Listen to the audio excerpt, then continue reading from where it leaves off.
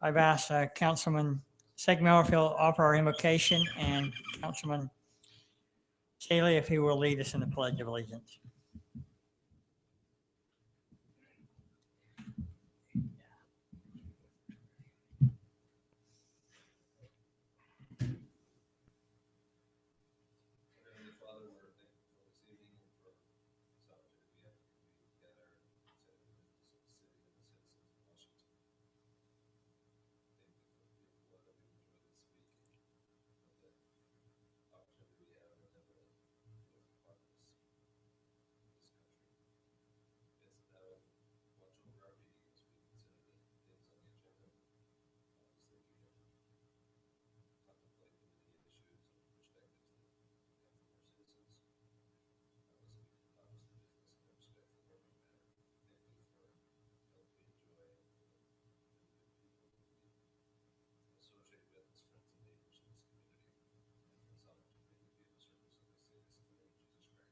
Amen.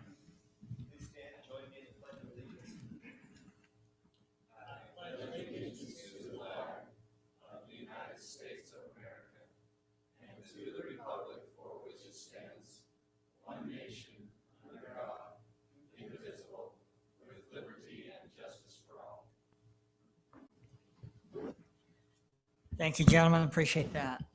We'll move on to item number 1, approval of the agenda tonight. I'll make a motion, we approve the agenda. Thank you. I'll second it. I have a motion and a second. Segmiller, aye. Staley, aye. Truman, aye. Nice and I. Thank you, gentlemen. Item 3, declaration of abstentions and conflicts. Anything to declare at this point? If not, we'll move on to item 4, our consent agenda to approve the minutes from the city council meeting of 1/28/15, the board audit report, and an alcohol license to approve the renewal of an on-premise license for Royal Thai Cuisine. Any questions or comments on any of those 3 items? If not, Mayor, I'll go ahead and make the motion that we approve the consent agenda as been read. Thank you. Second. I have a motion and a second. Nice and I. Truman, aye. Staley, aye. Segmiller, aye. Turek, aye. Thank you. Item 5, financial update, review of the second quarter, finance update, administrative services manager. Before you, I failed to recognize that we have a Boy Scout out there tonight. What merit badge you working on? Good. Maybe we'll behave ourselves today, be good citizens. But welcome. We thank you for coming. Okay, thanks, Kimberly. Thank you, Mayor and Council. It's great to be before you this evening. I'm just going to connect really quickly here on this presentation. Let's see.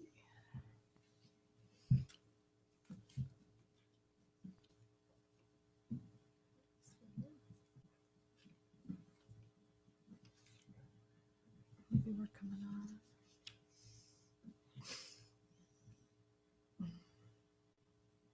You see, is it Apple Parrot TV? IT Council, let's see. There we go. Okay. Well, tonight we are, let's get back to the beginning here. Reviewing basically the second quarter, which for us would be October, November, December of the city's financials. For the most part, it's 50% of the fiscal year has elapsed for us. There are some areas where the 50% doesn't necessarily apply, and we'll touch on that a little bit as we run through this. But overall, the city's in great shape in terms of being on target with our budget. We'll hit a couple highlights on the general fund.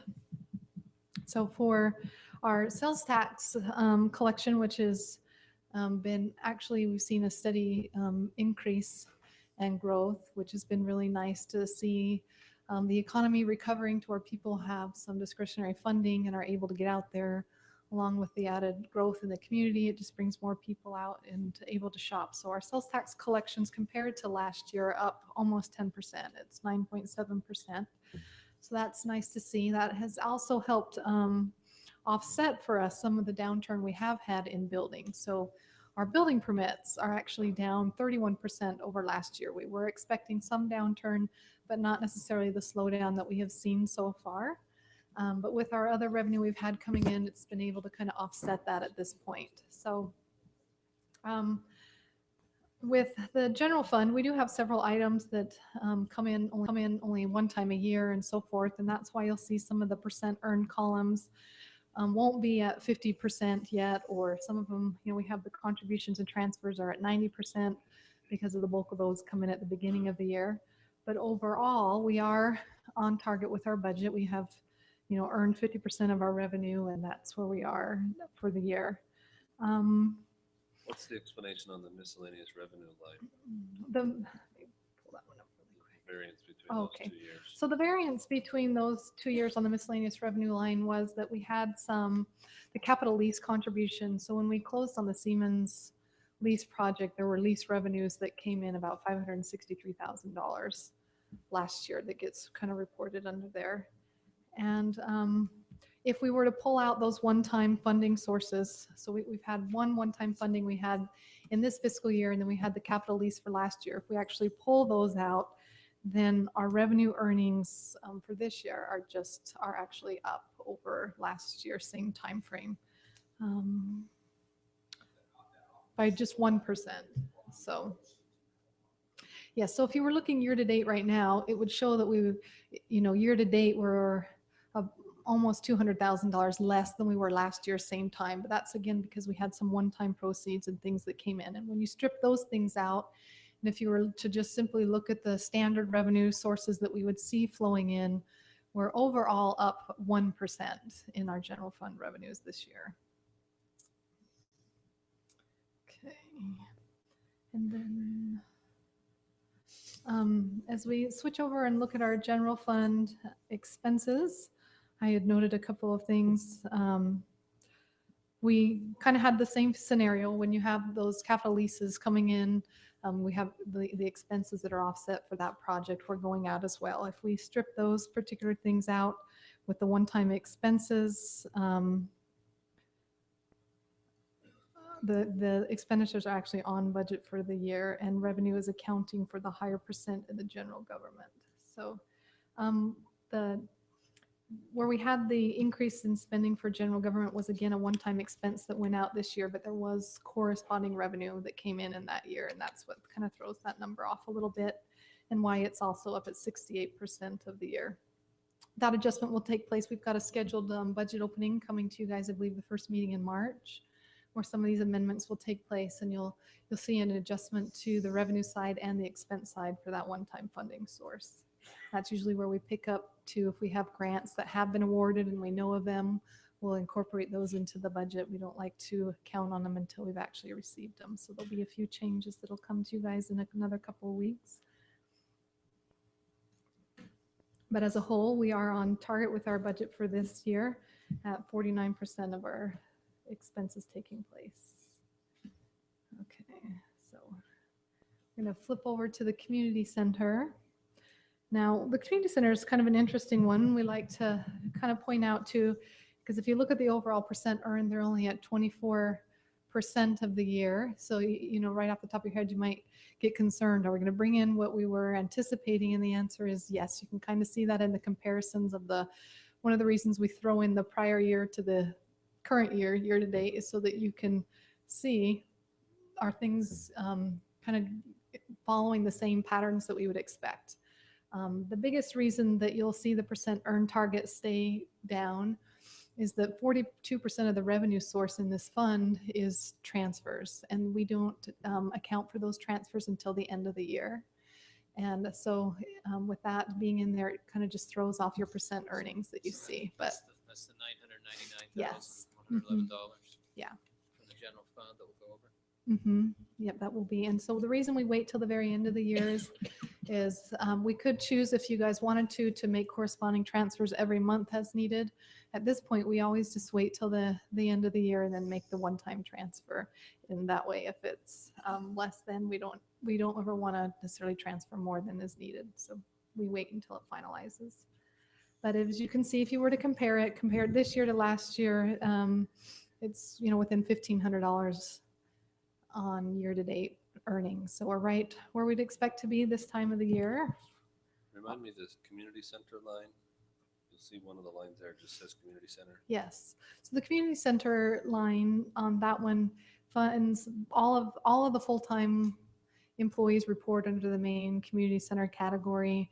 It includes all the operating expenses of the community center in terms of the maintenance, the utilities, all the phone costs, the power bills, all that kind of stuff falls under the general community You center. didn't describe any revenue sources. Oh, Those all sorry. sound like I was expenses. switching, yes, over. So it's going to be your memberships. So this will be your daily sales, your annual memberships, your monthly memberships is the main revenue source under that community center section. So. Okay. And then one thing I'll point out as we switch between the revenue and the expenses too that I thought might be of interest to you is the programs is one line item that has fallen off in terms of if I was doing a prior year to current year type of a comparison. And you'll see that the earnings are down quite a bit from last year. And then if we switch over to the expenses, you'll also see that the expenses are basically half of what they were last year. And so I talked to Wendy a little bit about what the driver was behind that on their programs. And the biggest shift in that was we did go through and did an audit where we reviewed our contracted labor. So we had quite a bit of contracted labor in previous years. We had to go through kind of a compliance checks to make sure if they met the criteria to be contracted labor, or if they needed to be shifted to part-time labor classification. And with that shift, we had several of our programs that decided to go another route. So for example, our main karate program, they actually opted to not move forward into the part-time labor where we weren't going to offer the contracted portion anymore. They opened up their own services at an outside location and they shifted that. And so that program was on hold until they could replace and get a karate instructor and get that going. We did have their arts program that they had that was for performances. They chose to switch and they now actually take place over at the Brigham's Playhouse. We saw a shift there. And then the Polynesian dance program switched to where they actually became a lease. They now lease space and run their program out. And so there doesn't fall under programs anymore, but under rentals.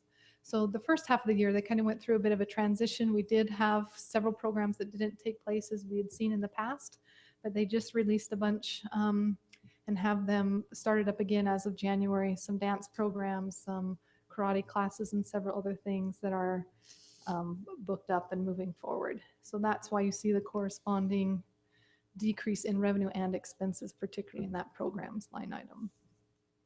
So.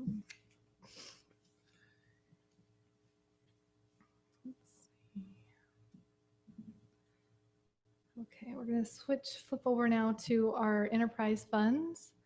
And with the enterprise funds, with the billing and utility wise, they actually report a month behind because because of reading and the way that the billing schedule goes out. So for the enterprise funds, when it comes to their operating revenue, they're only 6 months or 5 months of the year versus 6 months at this time. So it's 43% of the year elapsed on that particular enterprise revenue source.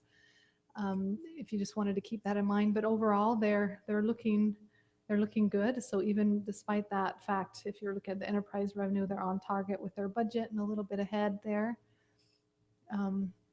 The biggest source that you see in terms of the contributions and transfers there where you have nothing that's earned, it's a budgetary item related to funding of capital projects. So we budget a source for them to use their reserves for these capital project items, but the revenue doesn't actually ever appear. It's just something that takes place in the accounting side of things. So we budget for it, you see it, but that's why year to date, you'll see it reporting as 0. That just reflects the amount of reserves that we would be drawing upon if they completed all the projects they had outlined for the year. And for the water department in particular, if you're wondering, the major one that they have is for the landfill pipeline with the booster station. And that was their big project they were trying to get out this year. And the special fund revenue is related to the impact fee collection. So with the slowdown in the building permit and the issuance of that, you'll have a direct correlation between the collection of impact fee monies. Obviously, if the building's not taking place, that funding source is not flowing in. But overall, operational wise, the water department's operating revenue is 49% of the year. Okay. And then if we flip over to their expenses, again, the overall percent spent gets thrown off a little bit because of the high percentage of capital outlay that we have in there this year. If we were to simply look at the charges that are related to their operating expenses, operation-wise, they're about 46% of the year on their expenses. So, but they're right where we'd expect them to be for the year. Okay. And then a lot of the, as we go through the enterprise, a lot of the scenarios you'll start to see repeated. You've got their large contribution portion reported as 0. It's, would be the reserves that they would be using for projects as the year went on. On their enterprise revenue for operational, they are also at 49% of the year earned.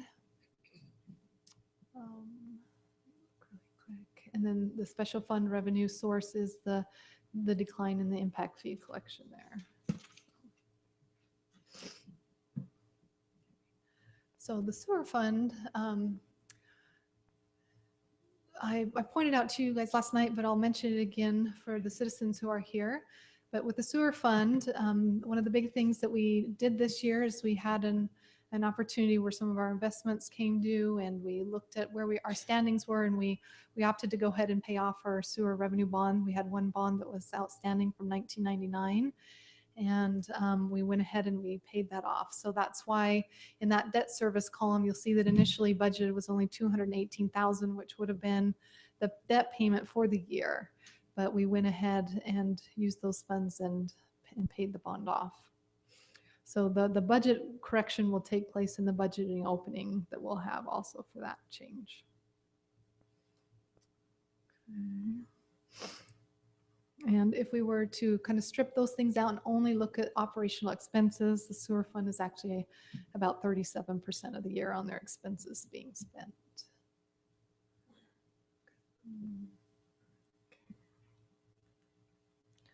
All right, so for the power fund, we are at, on their operational side, they're about 45% of the year, and which is on target with budget for what we would expect for them.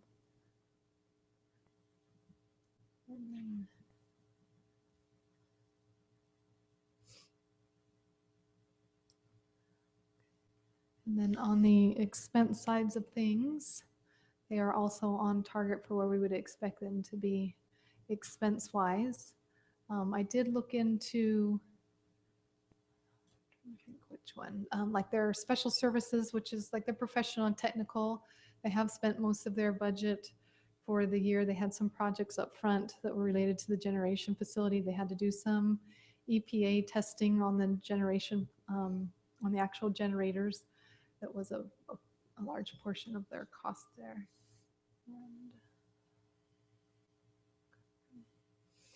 Okay, so for the irrigation fund, it is something that would build out just once a year. So we have done that billing. This will be all the revenue that we really anticipate seeing for the year. There may be some small fees that we would see rolled in if there's any unpaid balances or any certificate changes that take place. Okay, and then on their expense side, we are right on target for the budget for them, and we will, this will be an item that we'll discuss as we go through the budget process as well in terms of the best funding source for the irrigation and how we kind of want to look at the operation of that service.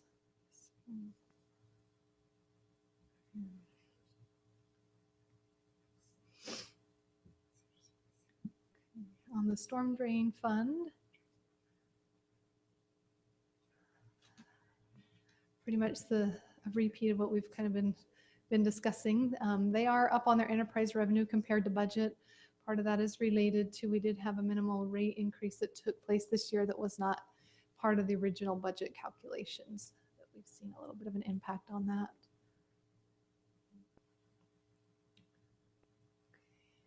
And with the storm drain expenses, again, we do have a large capital outlay project this year that we would expect to see coming through on that, which will be, there's quite a number of projects that's broke out, and so I didn't list all of those ones. A lot of the other ones, it was one or two projects that was driving the funding or the expense, but there's quite a few of these projects we have outside going for the storm drain fund. Kimberly, Uh-huh. just probably an easy answer for this, but I noticed on the irrigation fund that obviously we pay out a little bit more to provide that service than what we collect. Had a good discussion on power last night, but I'm just looking at the revenue. It's rounded to about 11.3 million, but our expenses are 10.8. But the presentation last night said we were having some pressure with the cost of transmission and power sources. Where's that $500,000 difference?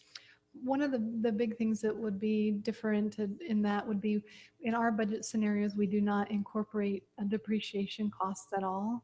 Okay. And for the power fund, it's upwards of around $700,000 a year Okay. in depreciation expenses. Some of the other things too is we are talking about these increased costs that we haven't necessarily, you're not seeing that impact yet in these first 6 months in terms of our driving for the budget, but as the remaining go, it was really looking into the future. If we were to wait until that scenario happened, then we would be in, you wouldn't want to wait that long Yeah. before you actually did anything. So Fair enough. I see Let's Kelly look ahead. raising his hand. Yeah, just one comment in relationship to that. The other thing you have to remember in budget presentation, building is at least 4 months. So UAMPS does, it takes 2 months. So even though you would be looking at their expense side it would fall under the Special Department Materials and Supplies. They are reporting only 4 months of expenses related to UAMPS in particular. So. We're looking at about 750,000 a month in doing some quick. For depreciation, is that what you're saying? The Well, UAMPS in our special debt material and supplies, basically the power. But that only reports 4 months. So besides that, I mean, the UAMPS bill is not the only thing that reports into that category, but I believe that the UAMPS bills run around $600,000. Okay. So. And that, if you remember too, during last night's presentation, the consultant kind of specifically indicated that he does not base his numbers off of actual expenses, budget right. items. He has several other drivers that he looks at. And we so. had a good discussion on the depreciation as well. So, but thank you for clarifying Okay. that. Okay.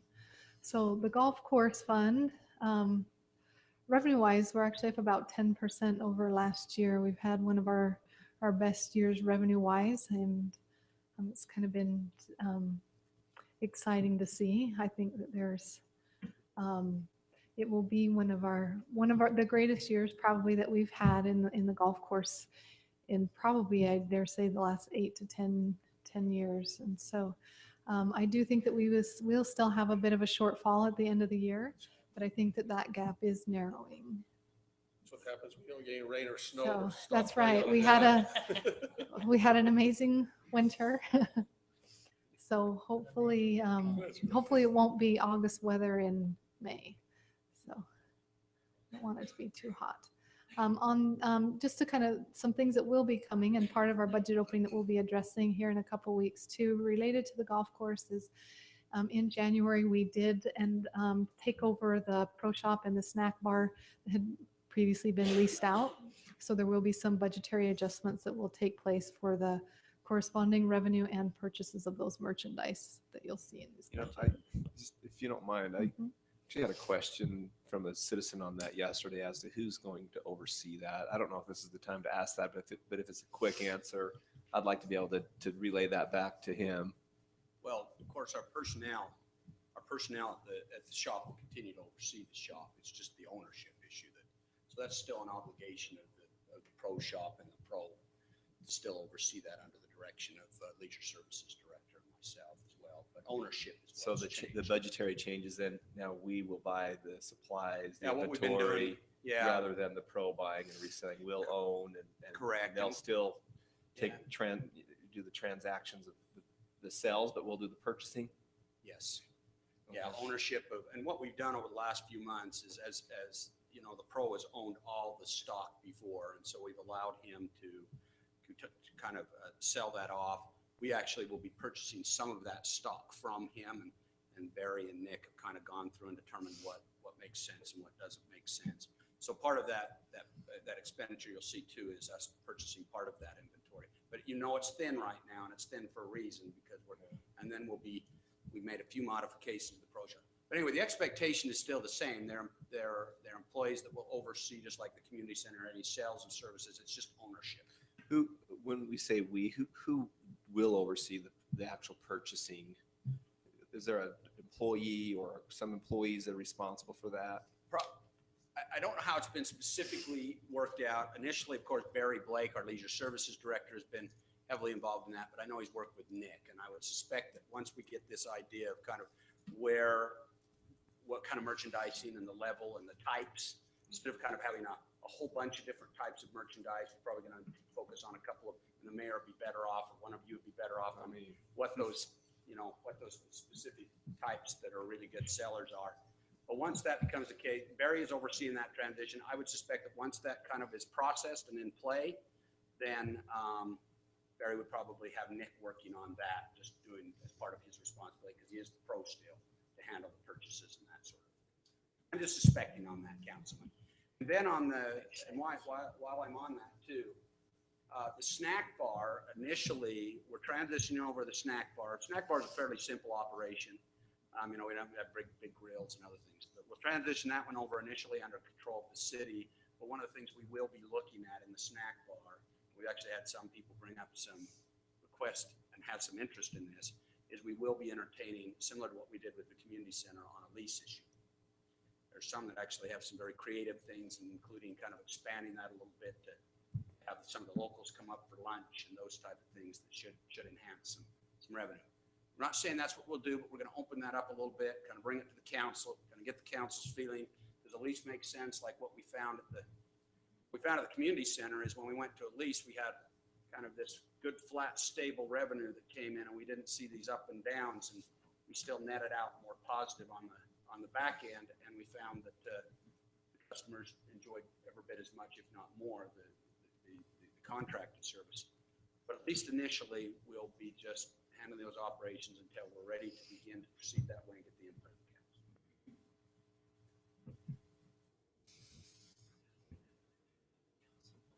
council. Okay. So that finishes off our enterprise funds, and then we do have one internal service fund, and that's the fleet fund. It's our newest fund that we have.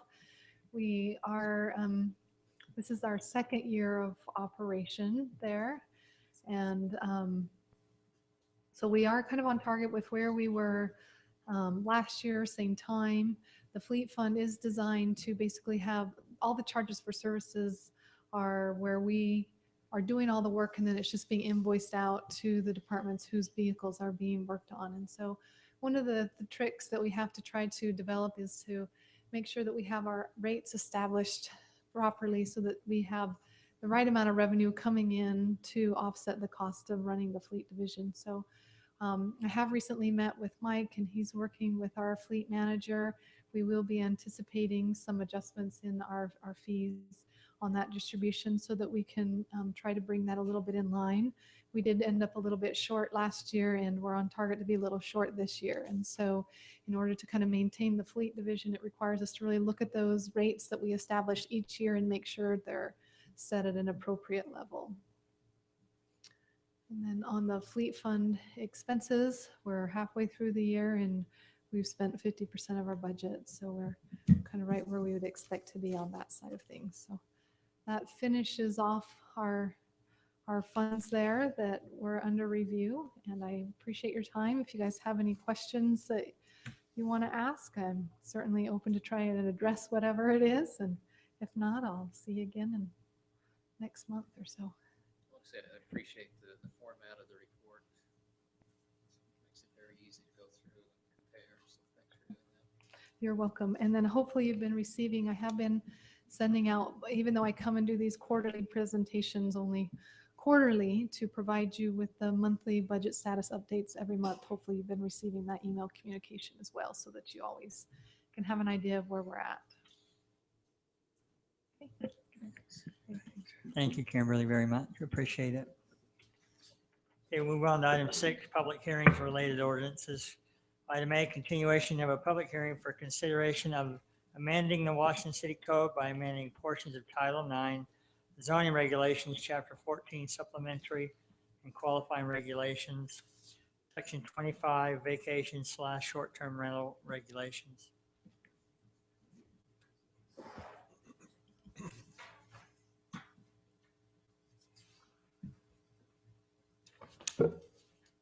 Mayor and councils, that's coming up. I was just want to let you know, with the budgets we just had, our department's decided to throw a big 50% off sale on Monday, the 16th, for all permits. That's the good news. Bad news is City Hall's not open, so we probably won't have any sales that day. So we tried.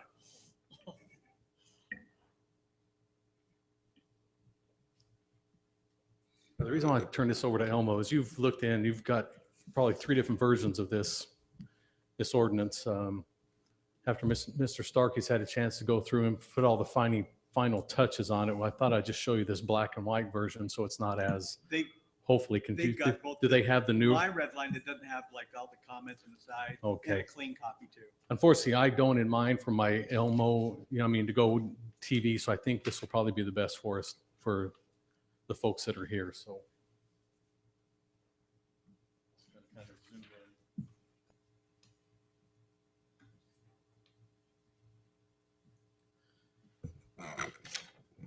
Basically, as the council knows, this item was tabled 2 weeks ago, had a few changes that the council wanted to make and a few that staff wanted to make. And this letter A of section 25 brings into that count. And Mr. Stark has been able to work a few other things, but the biggest thing we wanted to make sure is that we got in that everything would be, because this is a conditional use permit process, that we tied it into making sure it was labeled with Chapter 17, which is our conditional uses in the process to get them there. So we'll go from that. And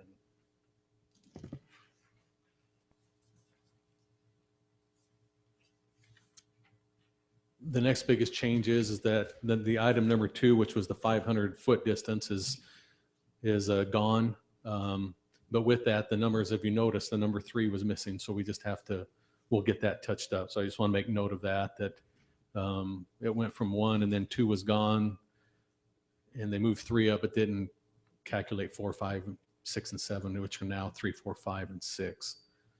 With that, we did, of course, adjust the 75% that was noted on that to have 75% approval.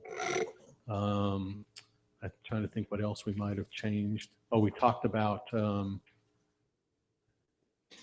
number 5 in this case. It changed also that Jeff put in there with having that 20 miles of short term, that they need to be within that distance to get there.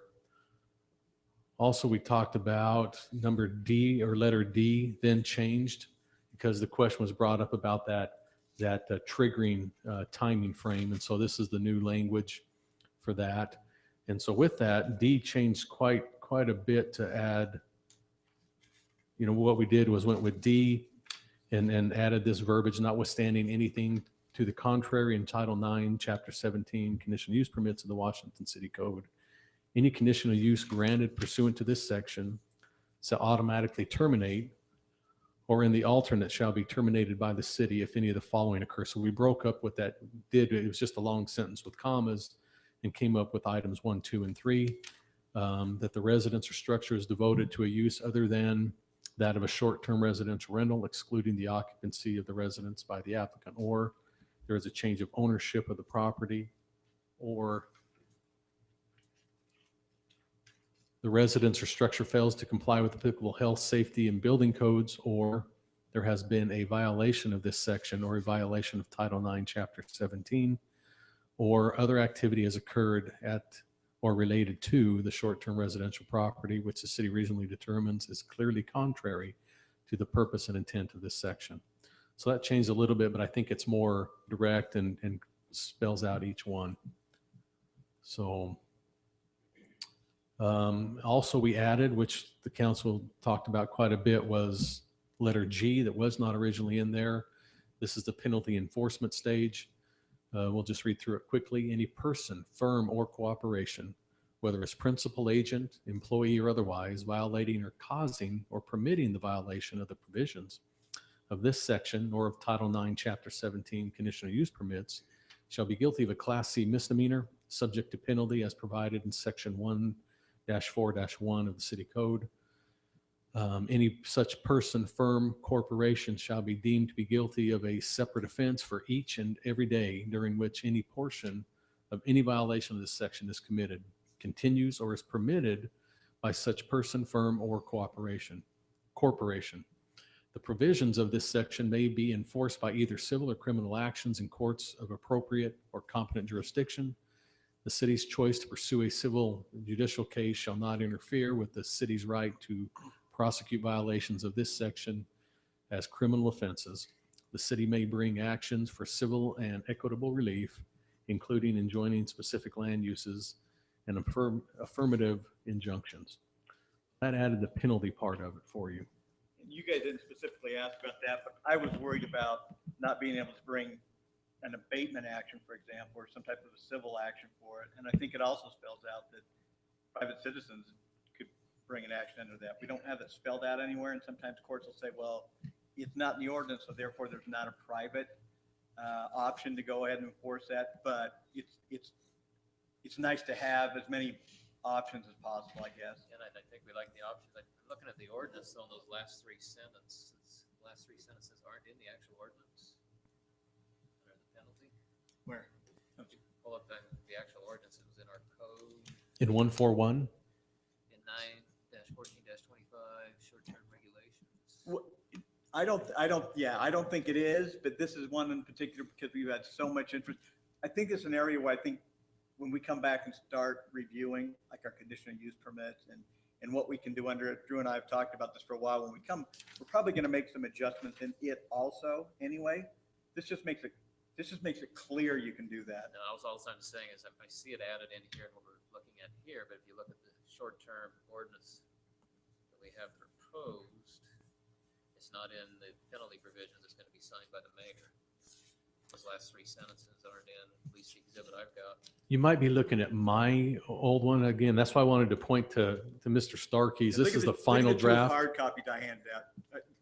Yeah, sorry. The one you see on your tablet is not, this is the one that we just finished up at the beginning of this week. That's why there's a lot of versions, So and that's you're why I wanted to saying go that- to this that one. This or any changes we make will come into the final It's actually ordinance. in that there. You the do mayor have signs. whichever hard Within copy, it.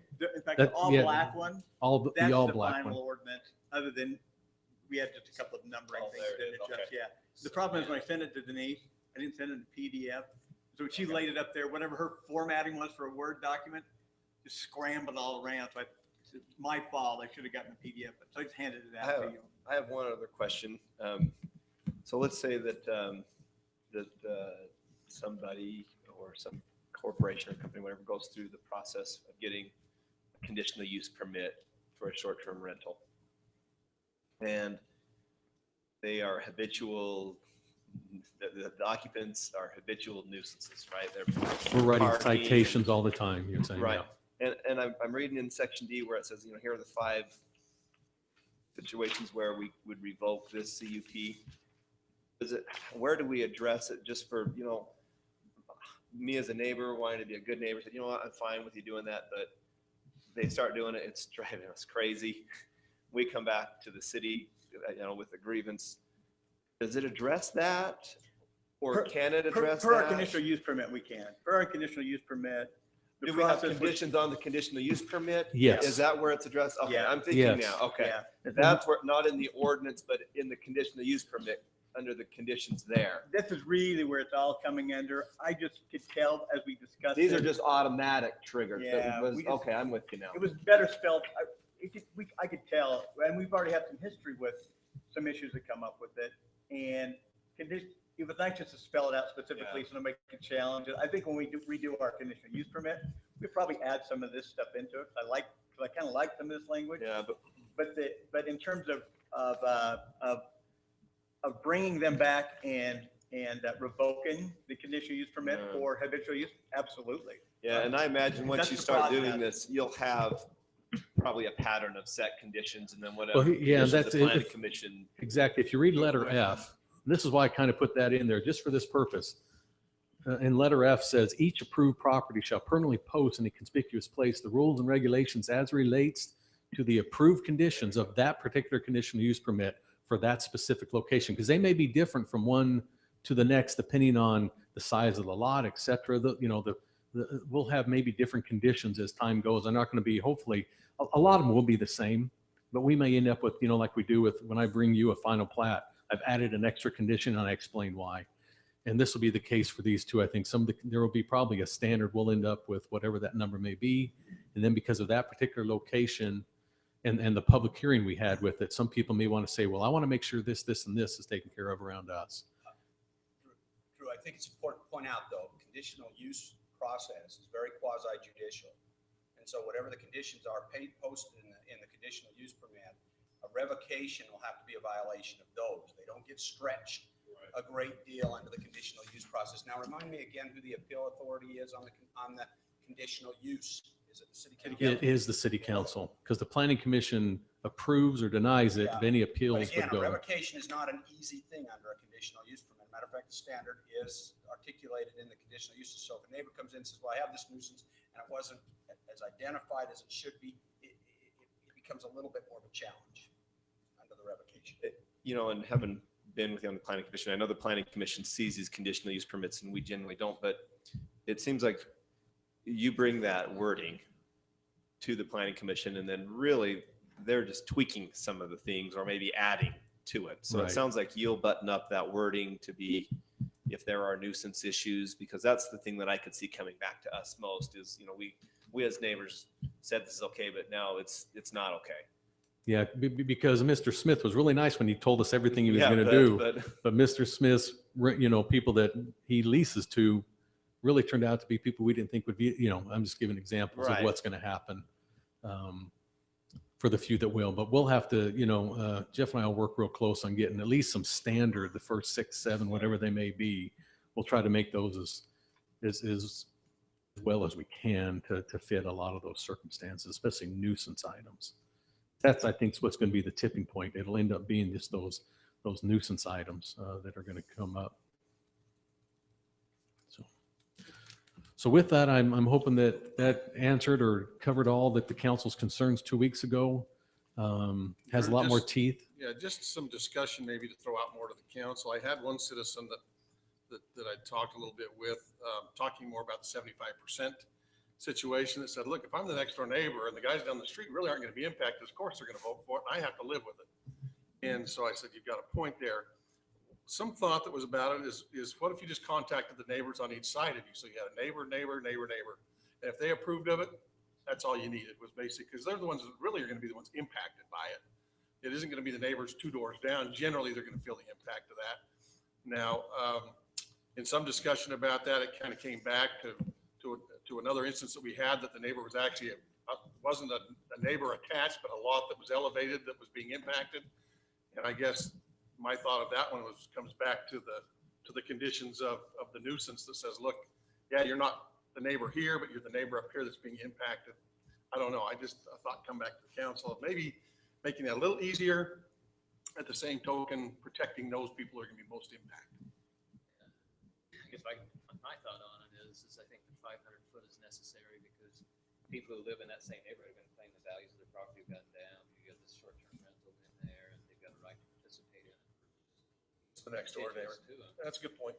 And if you're talking 75%, that's still 3/4 of everybody in that area that has to consent. So based on how large the lots are, they've got to be over 10,000 square feet.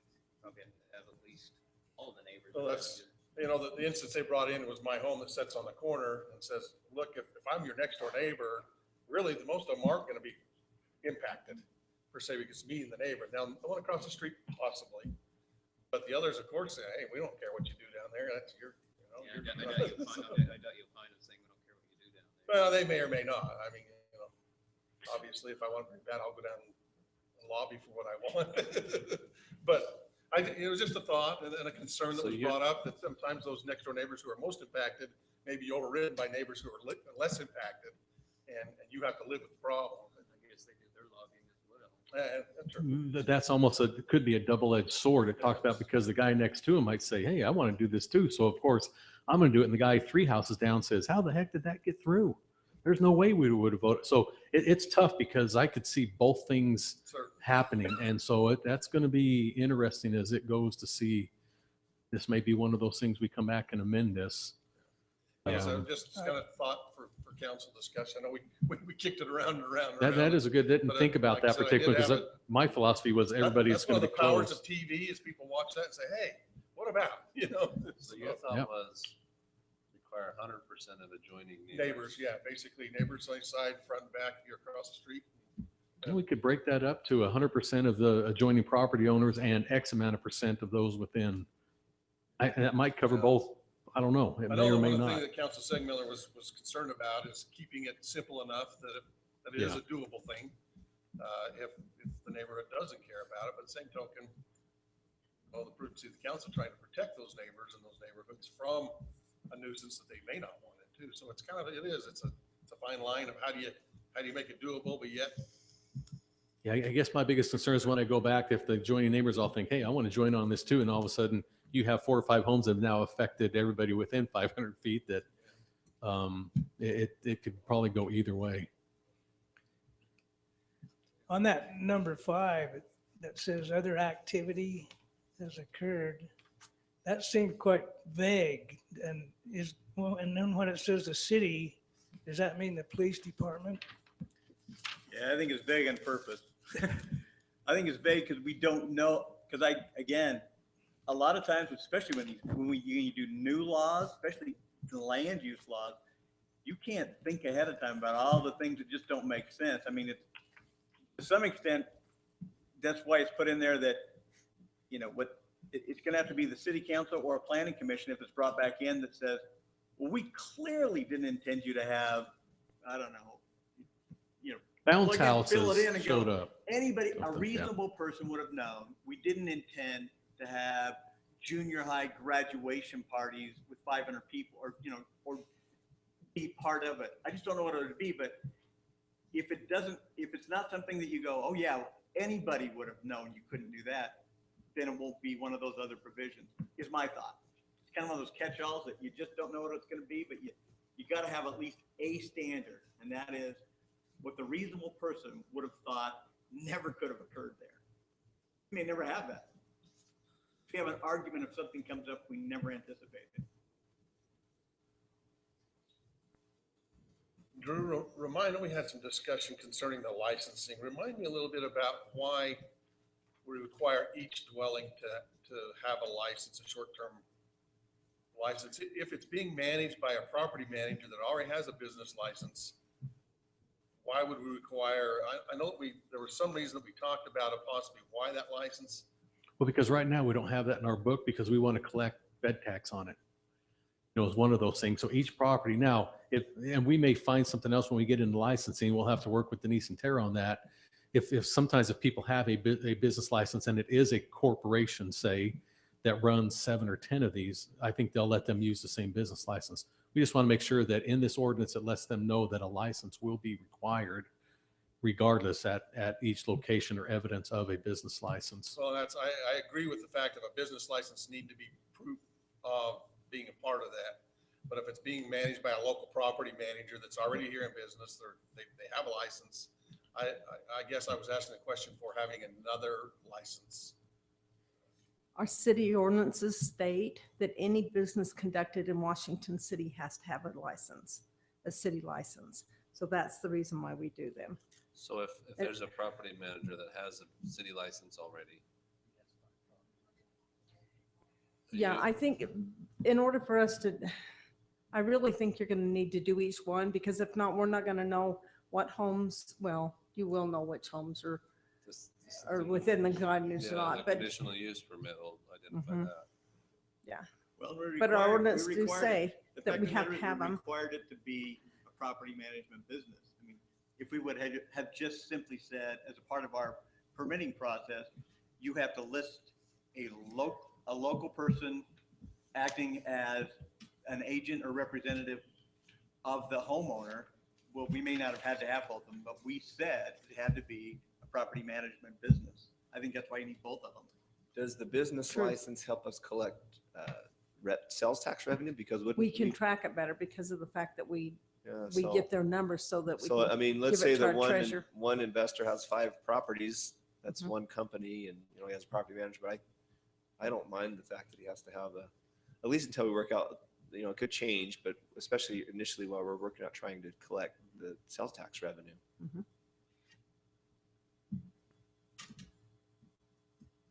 Is section G, Council Starkey, the way it reads, I know that one of the concepts is that we wanted to encourage and even require that property management companies be involved.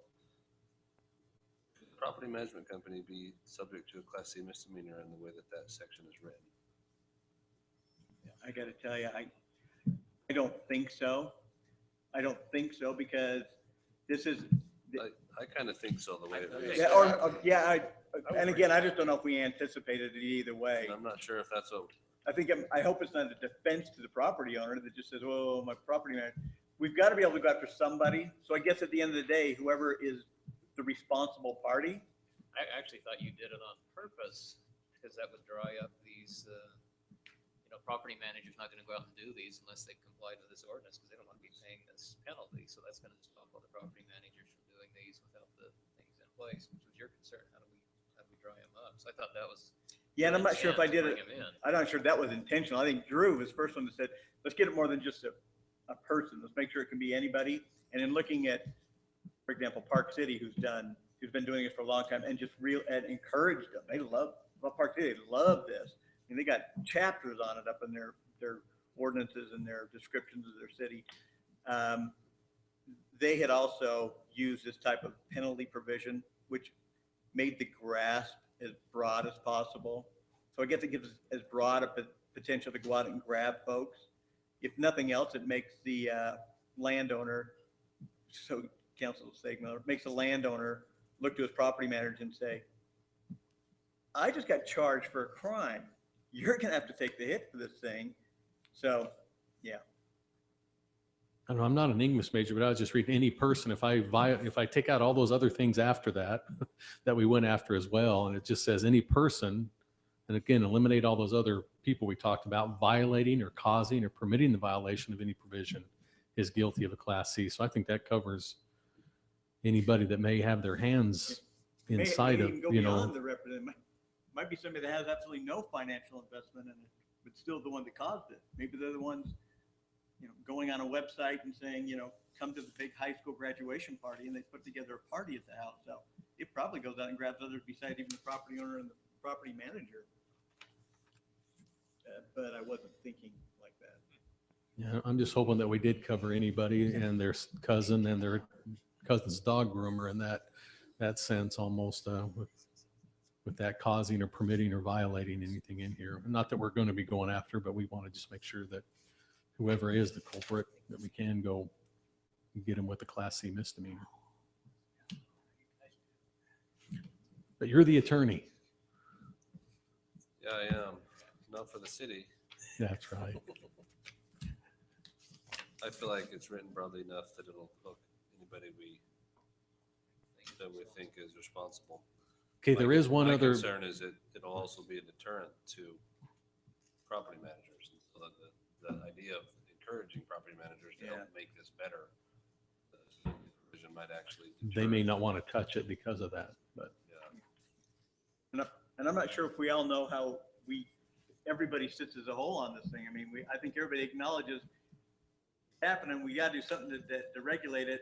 There's other groups that just really were discouraging it too. I mean, you have a planning commission that probably really wasn't happy necessarily about having it in general. So people are all over the board on it anyway. So I'm not sure if we really had a clear cut idea how to go after it. And before I forget, one other typo we need to make sure is part of this, it isn't in your black and white copy, is that day passed. That was 2 weeks ago. So we just need to, I want to make sure it was on the minutes that if this is passed by the city council, that it's noted it's passed and ordered, posted on the 11th day of February. That'll be the date that it actually gets voted upon. So are there any other questions that the council might have? Do you think anyone's going to apply for one of these conditional use permits? I think people will try. I mean, they're, especially if we have a lot of illegal ones out there, I think they at least need to apply it. And then, just say, well, I went for it and it was just way too tough to get. But I think it'll still let them know and us know about the neighboring. The 75% is, I think, going to be the biggest mountain for any of them is the 75% of the property owners. This is less cumbersome than Park Cities. And like I said, Park City encourages it. I mean, they like it. They think it's part of their land use theme and direction. And it's much more difficult in terms of its regulation than ours is. So Well, they're much more, they've gone through a lot greater process. For example, each bed, they charge a $28 fee for every night. They charge an inspection fee each time to go out when somebody comes in and applies for them. The process, I think, is more rigorous in those terms. But I think that matched what they had up there. And that is, they thought, those were really expensive homes. They want people to take care of them really well. And they don't want it to be a deterrent. They want to bring people in who are going to be spending money at Park City and these things, but they still want to make sure that people that own the houses next to them, that it doesn't bring down their enjoyment of property ownership up there. HOAs and CCNRs are permitted up there, or is that just these houses that are not? You know what? I don't know. I don't know if they do up there. Well, I read it once, and I think in any zone, I read their ordinance. It was a while back when we first started looking at this, and it's, if my memory serves me right, that every home is able to do it. You just have to meet all the permitting process and everything. Any property, any place that can be used as sleeping quarters and dining area is available in Park City. You just have to go through the permitting process, but then from the border to developer border. can come in and enforce CCNRs. They can do their own. They can be more restrictive than the city. Sure. Correct. I think historically, because I think it's the same thing just up the road at our ski resort up here. Brian, they historically rent these places. I mean, historically, a number of the hotels turn into condos. So they anticipate that that's what's going to be used certainly more than we did for our single family residential. So I think they have less of a likelihood that their CCNRs are going to restrict it.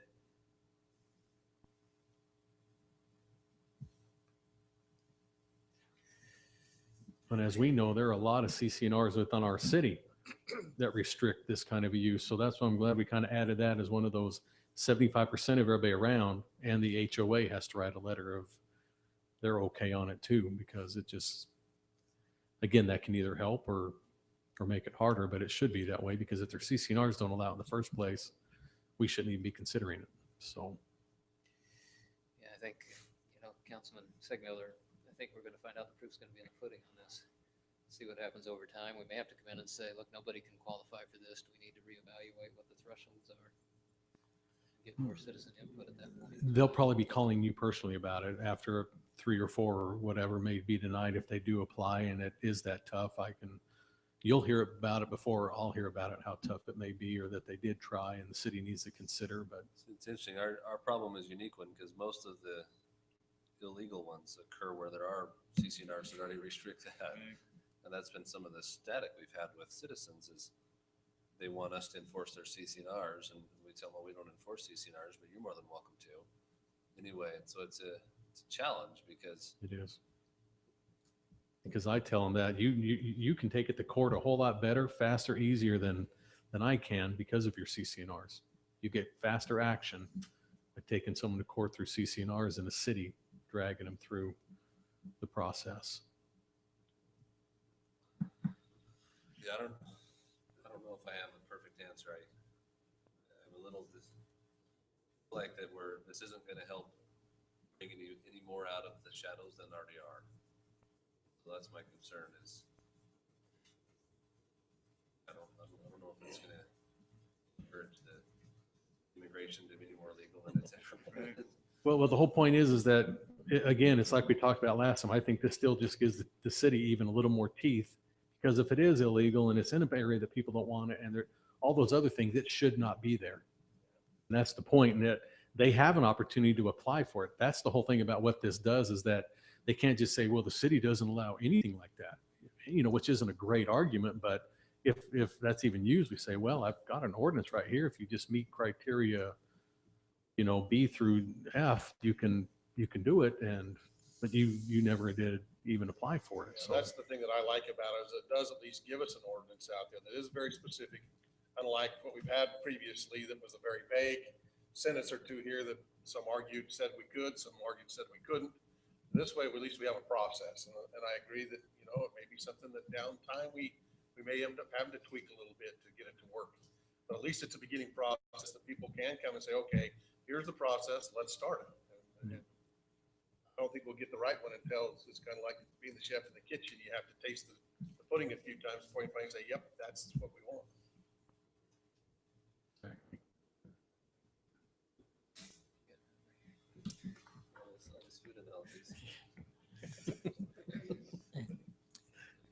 Any other questions from council? It is a public hearing, so any of you out there that are here in regard to this and want to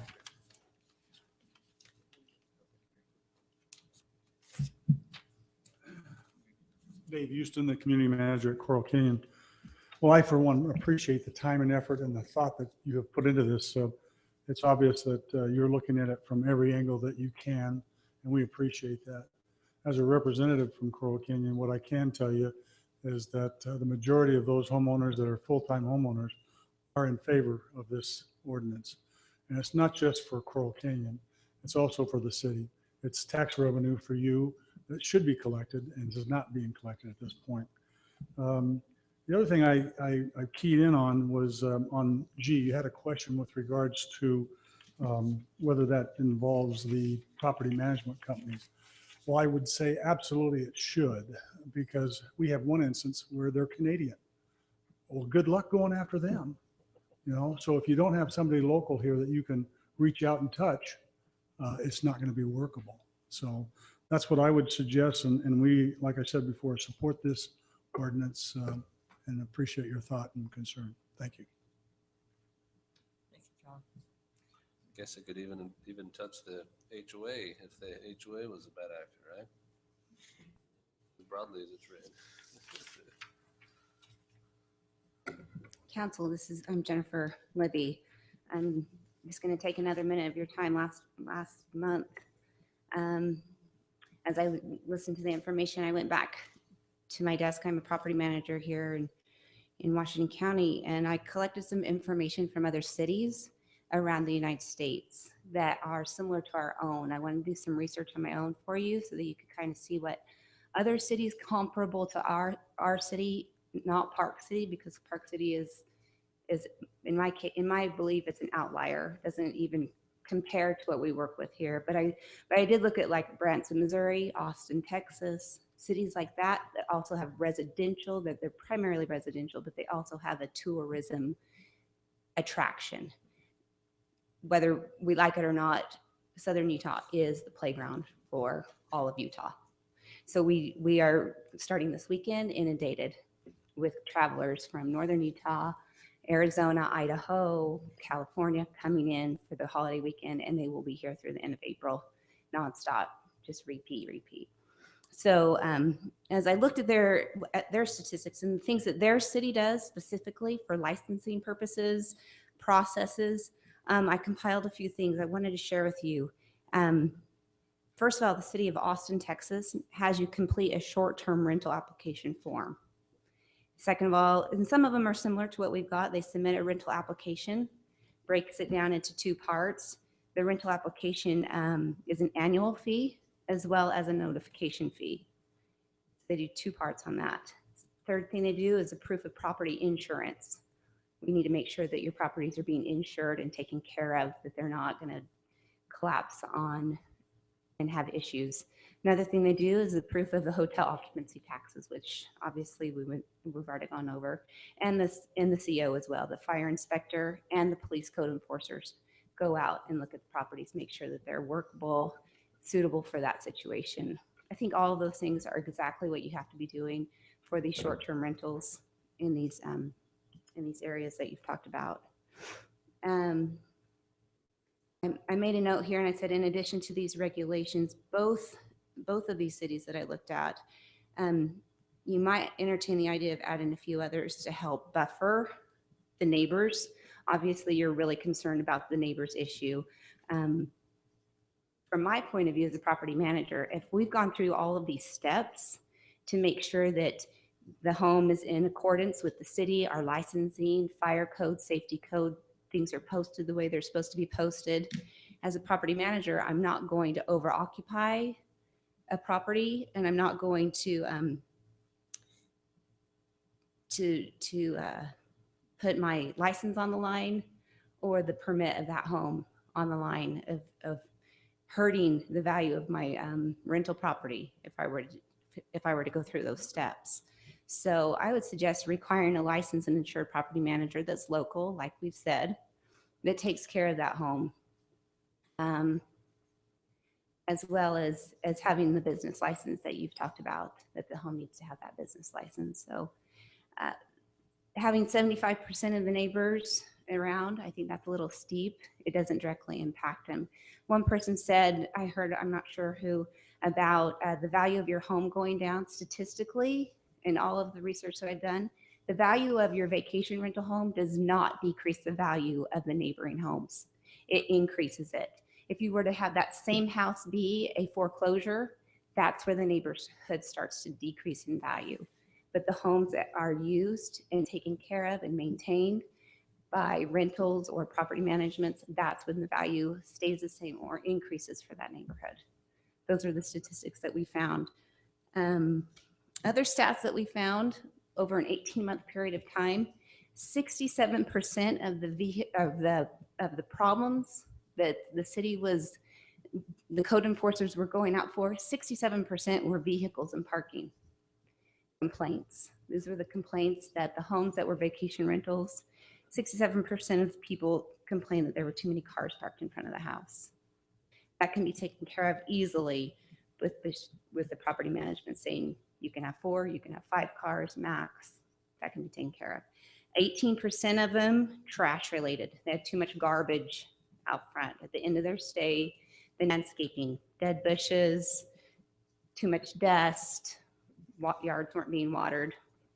And the 10%, only 10% of the complaints that were brought to the city was noise or noise related, noisy parties, 10%. That's out of Austin as well as Branson, Missouri. I looked at both of those, Austin, Texas, and Branson, Missouri. Those were the stats. So I believe that ordinance are necessary, absolutely, with property management included. Holding people accountable and liable for their actions is a must. But putting too tight of restrictions and mandating a certain percentage pass, you won't ever solve a problem of trying to find those underground sites that are going to do their searching. People want to come to St. George area. They want to come to Washington County, and they want upscale homes to stay in. They want to stay in vacation homes rather than hotels. And that's where the trend is going. And as you know, Washington County is projected to grow double its size in the next 10 to 15 years. The demand is only going to increase. So we have to be able to accommodate these guests because our county, our city, is right within the hub of the national parks and all the attractions that we have. One thing that I did like about these cities, and I'm not sure what we have established here with ours, I'm not familiar enough with it, but they did have a tourism fund where all of the taxes that were collected went towards a tourism fund. And that they promoted things within that city that brought people to the city, not just for the local attractions, but for the activities that were taking place. So I really thought that that was something that if it isn't already established, definitely could be established as well. Those are the only things I really wanted to share with you. Does anyone have any questions that you were interested in? No, I really You will? appreciate that you doing some homework for us. I find it interesting about the application process, and Mhm. it's really similar to what our There are a approach lot of would be similarities. with our conditional use permit. Yeah. A lot of those issues will be fleshed out with that process. It's not exactly specific for that, but it will become. I mean, we use conditional use permits for Right. various things, and I'm sure that Drew, did you hear anything that they said that wouldn't be covered under our conditional use permit process? That she was talking about the. Parking, we limited that, all the other things are pretty much the same thing. What's the fee for a conditional use permit? Do you know what the fee would be for that? The fee on that is, I think it's a base of $300 to apply for a conditional use permit. Then you pay $1 for each mailing label. And then would we have to inspect the property? Would fire inspect the property for safety? Similar to, like, let's say somebody wants to do a daycare or something in their home. Or, Again, we put that in there, there's number 3, but I think it's, it's one of the requirements that, number 2 up here.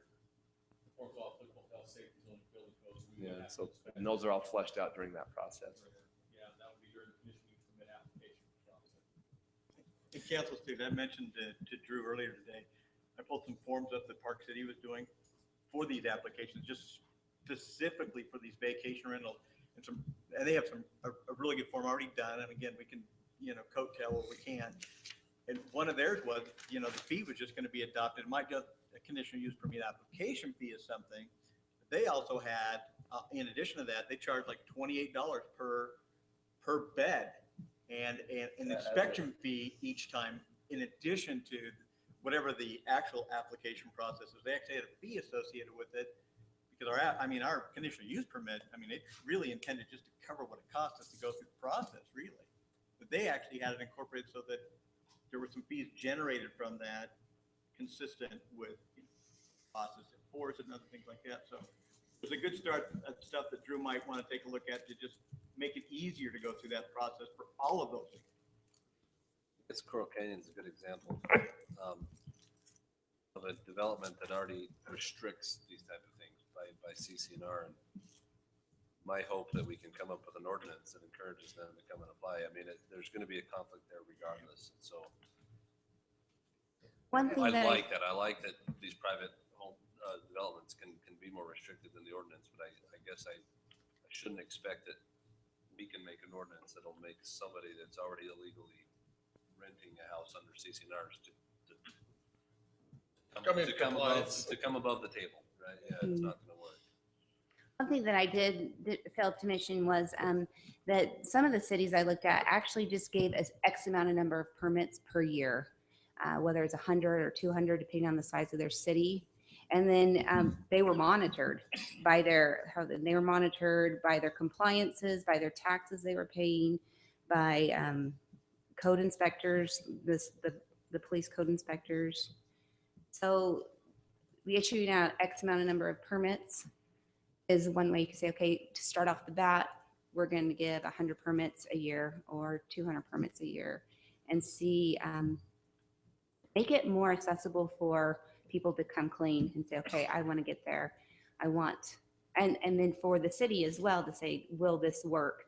Because if you've gone all of that, take out the 500 feet, take out the every neighbor around me has to agree. But if I came to you and said, here's a home, I've gone through all of my checklist, I've made sure, here's my property management license, here's the home's license, give me a year to prove my worth to see if I can do it. And by the end of that year, ask my neighbors, did she comply? Did she do everything she was supposed to do? All you can do is try. In my book, I just think course, neighbors aren't going to want right off the bat. They're uneducated. They don't know what property management is, what vacation rentals really are for the majority of people. I'm not saying everybody knows that, but for the majority of people, they aren't familiar with it if you were to go into a new subdivision and start it. So, Can I ask a question with your statistics? sure.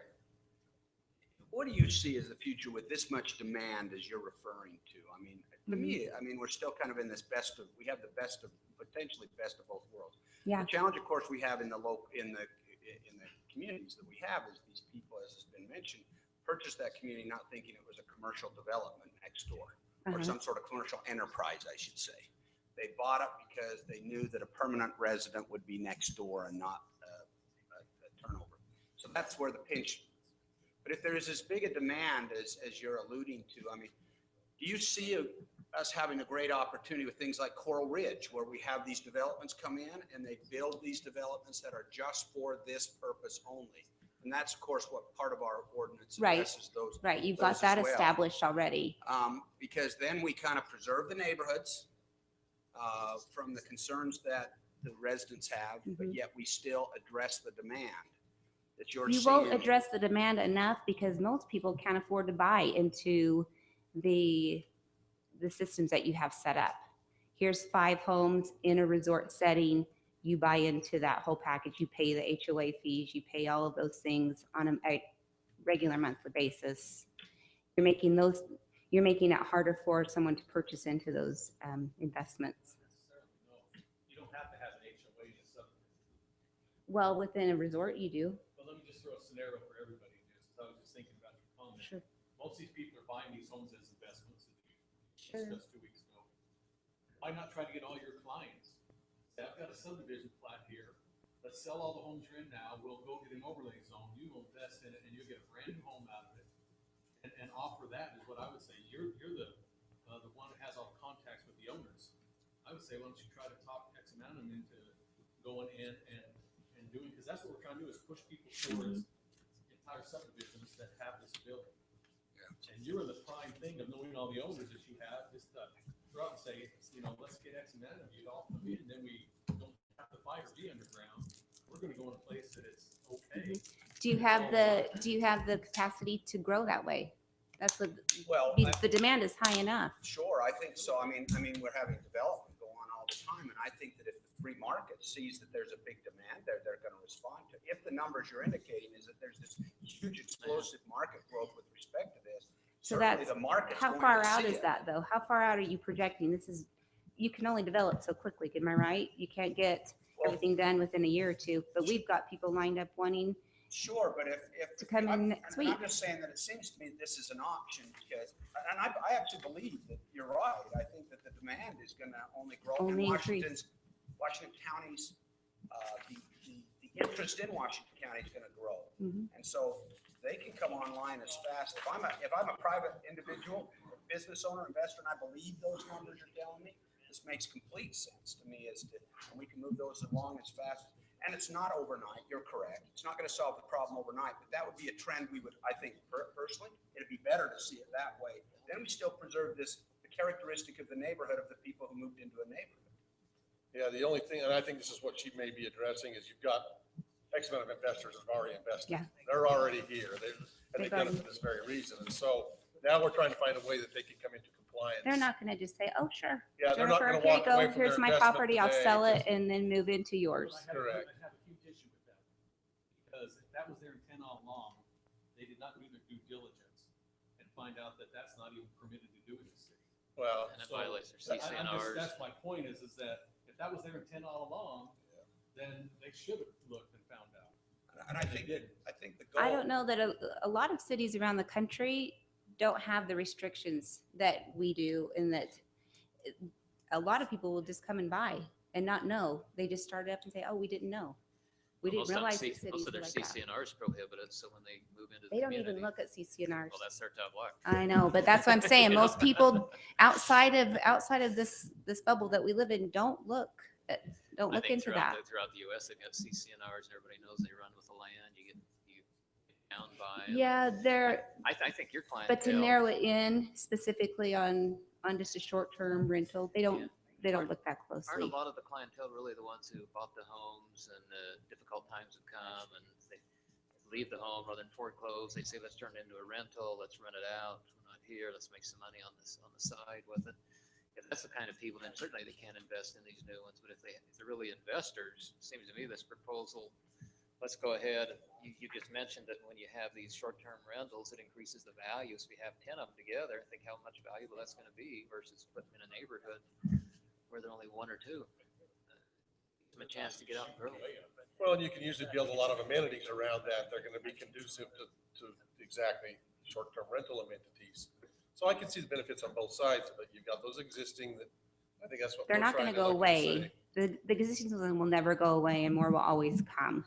So if you were to give them permits and to help them establish validity in their companies, whatever they're doing, as well as develop new developments, you're always going to have a need for it here in this county. Well, I appreciate your insights that you brought to us in those statistics, because it kind of gave me a little aha moment, I'll be honest with you, because one of the things I've always talked about is Washington City's lack or ability to have motels. We really have about 3 sites in all of our community that would be conducive to a motel. But yet if we can find something like this, we don't need motels. We can have communities that serve the purpose of our motels. We get the motel tax. We get the benefits of that, but yet don't have to have structures of motels. Right. And so I, kind of appreciated your insights there. People sleeping in our city. They're just not. Yeah, and we're not collecting that transient tax and some of those benefits that we would. Well, and as far as transient tax goes, I just do small 1 to 4 bedroom condos up in Green Valley at my resorts. But, and those are based in your transient tax, if I'm right, is based on your nightly rate. So if those people are paying $85 a night versus a home that's charging $500 a night, you're making a heck of a lot more in your transient tax to have 100 permits at $500 a night than you would be a hotel or a motel that's charging $80 a night. Plus the quality is a whole lot higher. The caliber of people that are staying in the homes is higher in general. Thanks. Let me have some time. Any other discussion?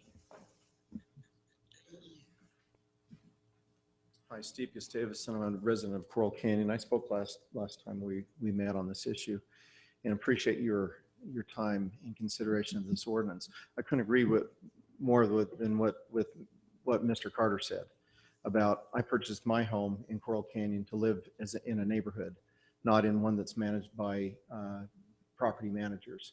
Have that nuisance that is continually before me in the home that's right next to me, and I put up with it for 5 years. And I said this before, I didn't buy my home to live by a home that was being rented out on nightly rentals, where I've had to call the police several times. I'm dreading these next few months coming up because this is kind of the impact time where they're all coming in. That isn't right. I live in a residence. I don't live next to a motel, and it's ridiculous to continue to have to put up with that.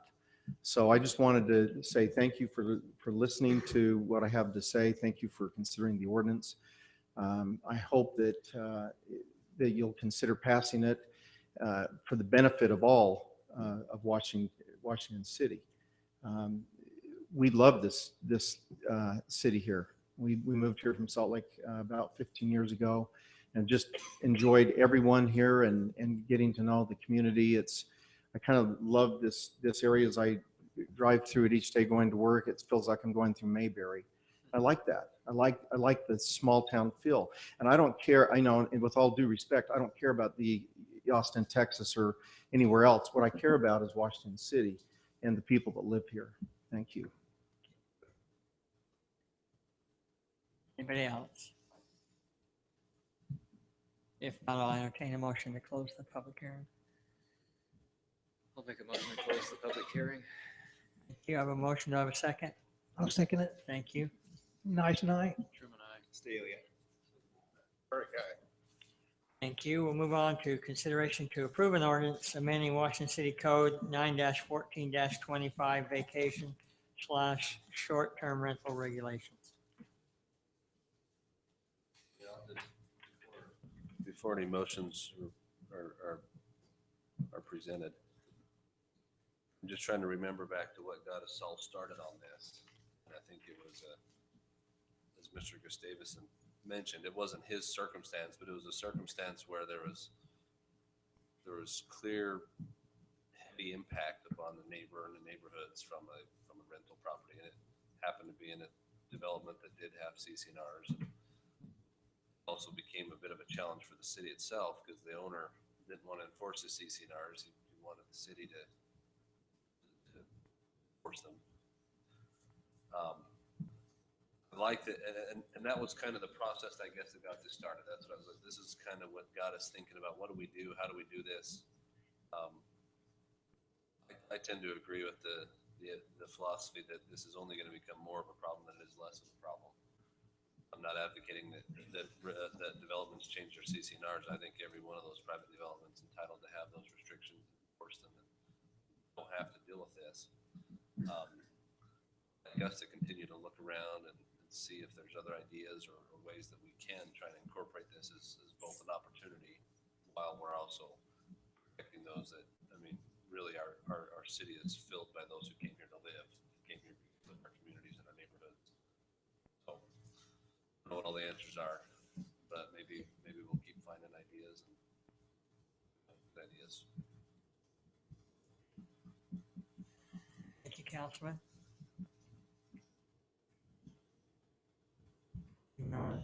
Make a motion. No further discussion. I'll make a motion. We approve an ordinance amending Washington City Code 9-14-25 vacation short-term rental regulations. I have a motion. Do I have a second? I'll second the motion. Thank you. Brick, aye. Segmiller, aye. Staley, aye. Truman, aye. Nice and I. All right, thank you, gentlemen. That passes. It's approved. We'll move on to item C, public hearing to consider amending the code, city code by amending portions of Title IX zoning regulations, Chapter 18 signs, Section 20 special standards for commercial signs on Buena Vista Boulevard, Telegraph Road, Washington Parkway, and 300 East.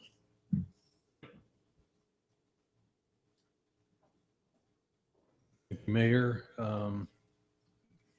just to remind the council, this kind of came about, to give a little history on this, is this goes back to the proposed silo that wanted to go in at Cottontown Village. And conditional use permit was kind of brought forward and then it was pulled back. And Robbie Staley addressed the council and just kind of let them know the hardship he was having with signage.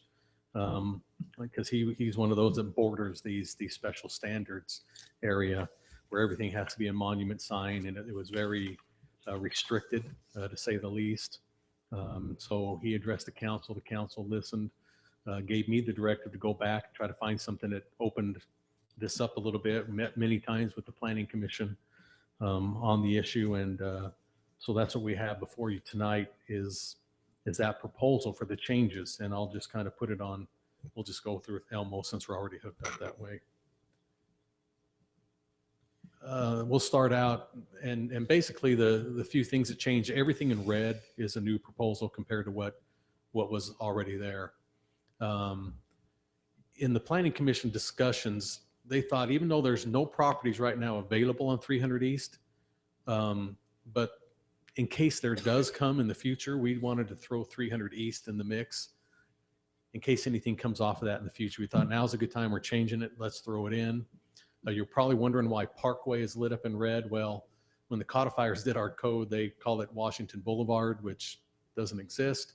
And it's references the Parkway later on. So that was a typo that I want to correct at this point.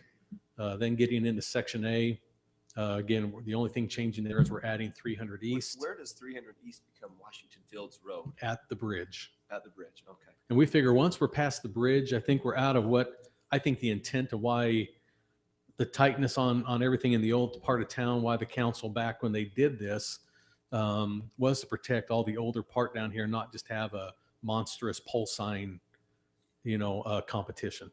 And we've all seen those pictures of worst case scenarios where everybody's trying to get higher than the next guy. And so I think when the council did this years ago, they wanted to protect those streets and just have monument signage, and it didn't get out of hand. And I think it did a great job with what it did. I also see that in certain places that because of the restrictions we had, and I think the council did, that we did want to open that up. So, but 300 East pretty much is from the freeway, the south part of it that runs up there and dies all the way down to the bridge is 300 East. And again, there are no commercial properties on there, but I thought with maybe some things that may end up as cities grow, that street might become that in the future maybe. So might as well just throw it on now. We don't even have to deal with it because there is no potential. But the planning commission is the one that brought it up, and I kind of agreed with them that we'll put it in place now, and it'll be there. Unless the council has any objection to that. B, things start to change. Now, nothing changed. This has always been the way. There's special standards on these streets, and it kind of lays out everything of where they are. The changes start in B1, and that's we start talking about the height to a property for a commercial sign. So all this is changing because it used to just be one paragraph that talked about it was 10 feet and 15 feet. But we've added a few different things with the Planning Commission's directive. A will now read 10 feet from adjacent natural grade on lots of a single-story building. That pretty much stays in, but we just made the words specific for that and made it a sentence on its own.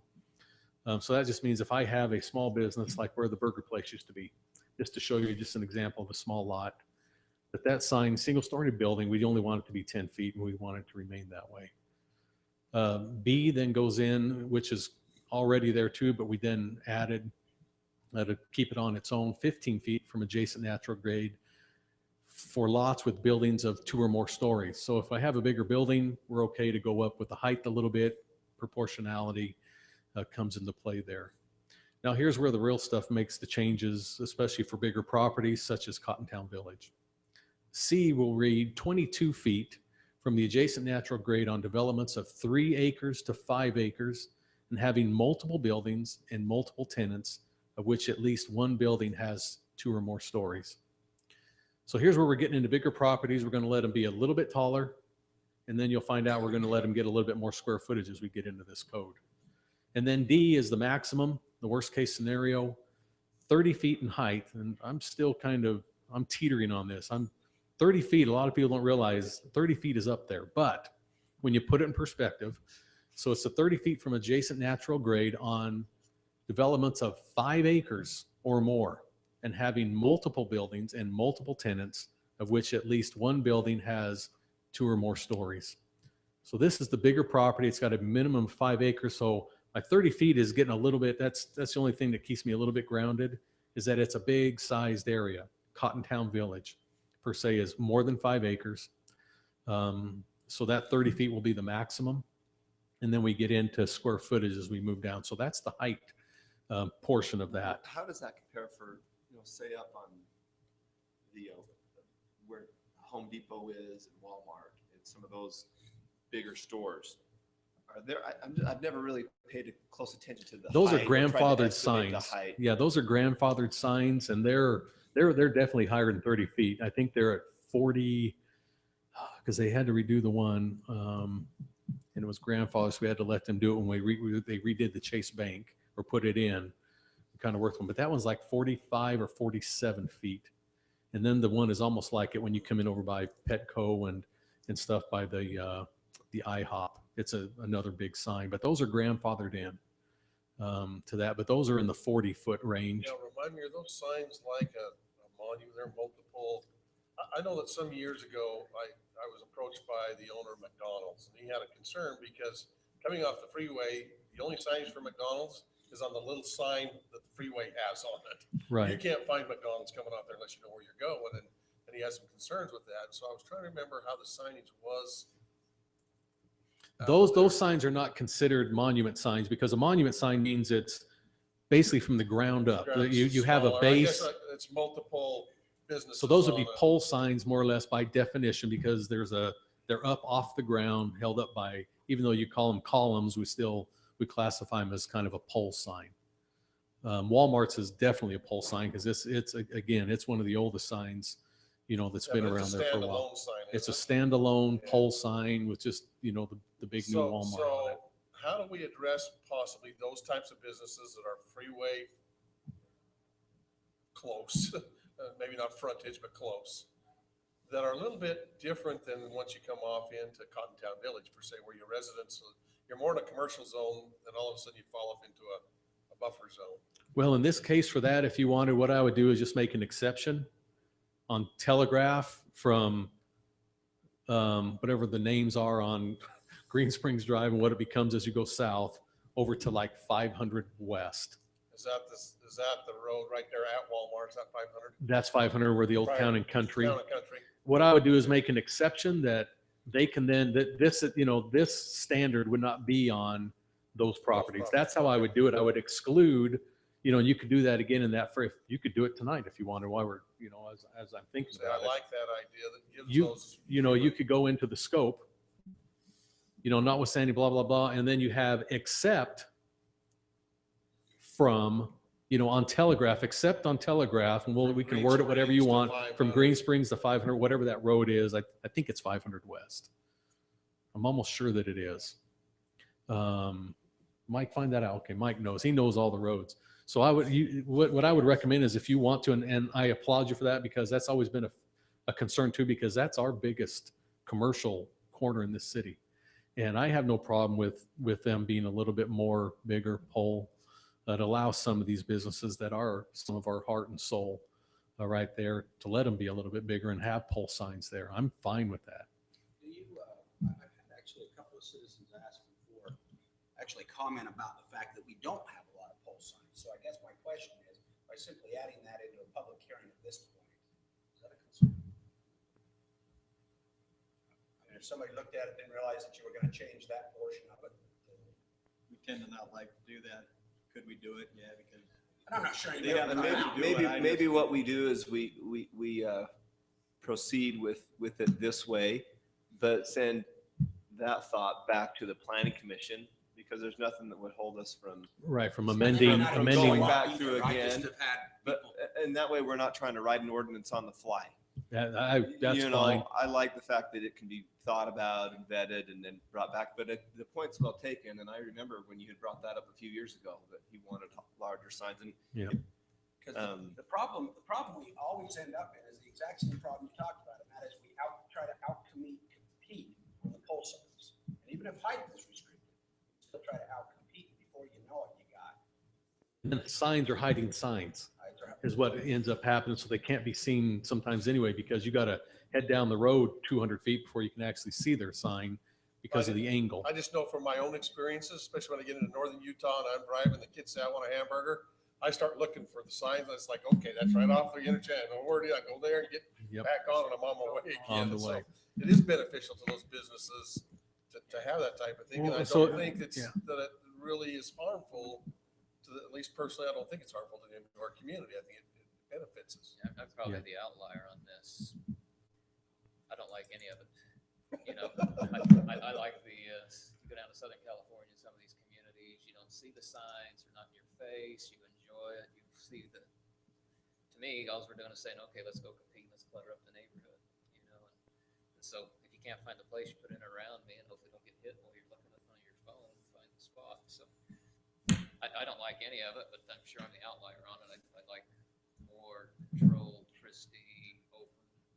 Well, I agree. And that's why I like that we've protected some of these places. And I'm glad that we have, especially on Telegraph now, the old part, which is, it would take so much away from it if we had pole signs, on the old part Yeah, but of we're now town. saying even in there, we're gonna go ahead and allow them up to 30 feet high. And Well, that's where this acreage comes in. yeah, 5 acres is not that big, really. When you're talking Well, about it. it's not. And you're right. So my view is it's pretty clear. Appreciate that. Because again, it was hard to go through with this. But we proceeded for it. Anyway, so that's the height on that. And again, I've felt uncomfortable, even though I'm the one who kind of wrote this, and felt uncomfortable with that 30 feet from, and that's why even the planning commission tabled this item and came up with C because we wanted something in between.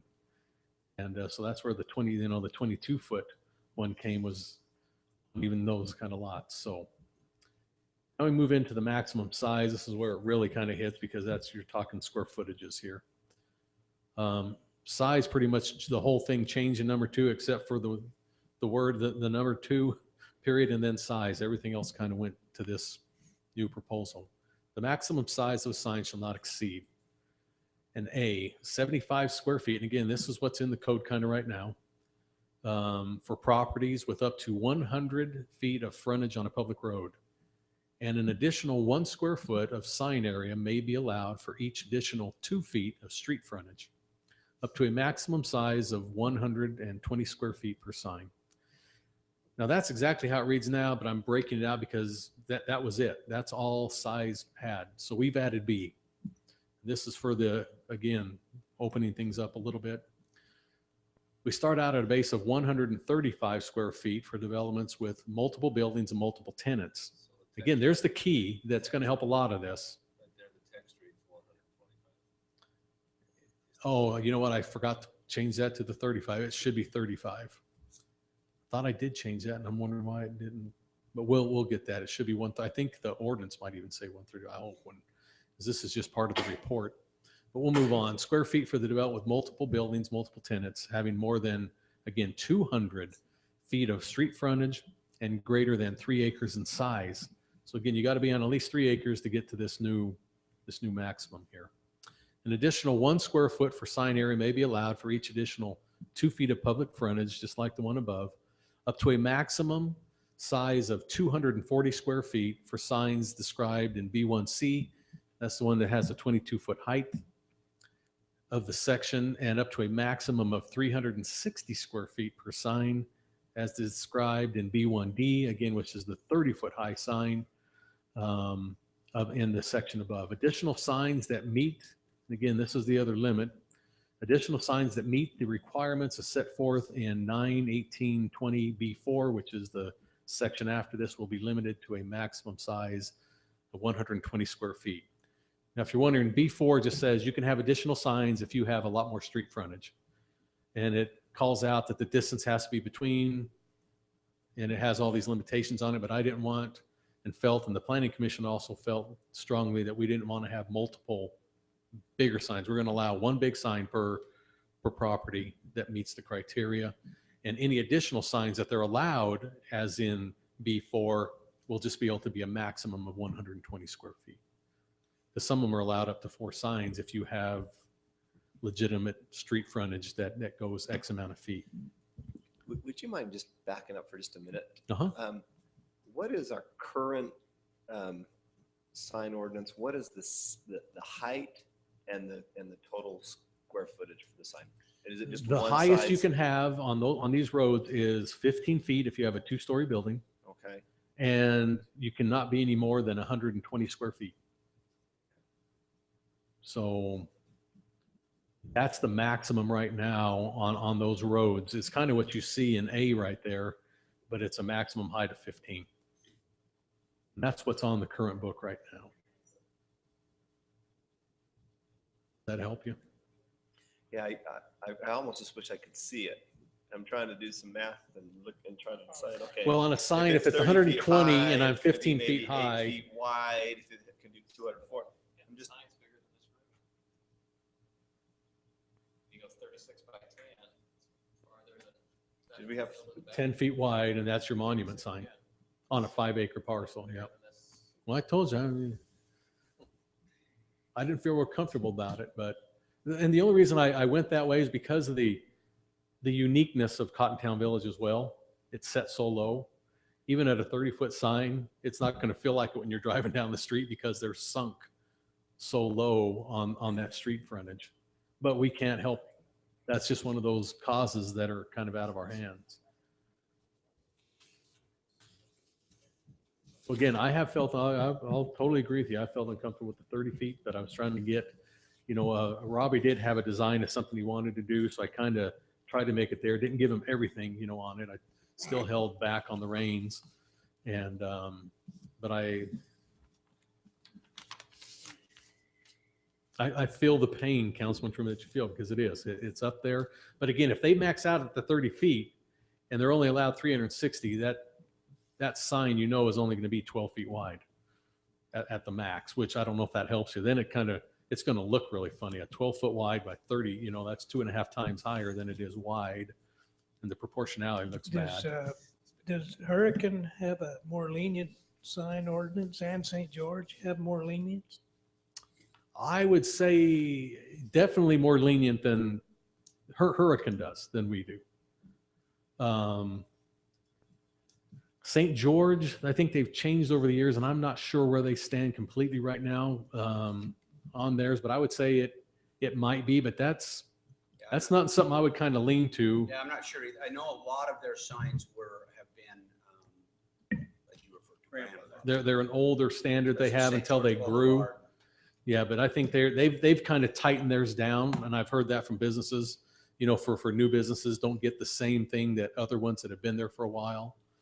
So they kind of learn from their mistakes, I guess is the best way to say that they've kind of reined it back in and not let it be so high. They have a whole sign review committee over there that goes through, that's reviewing it all the time. So they deal with it constantly, their sign issues over there throughout their community.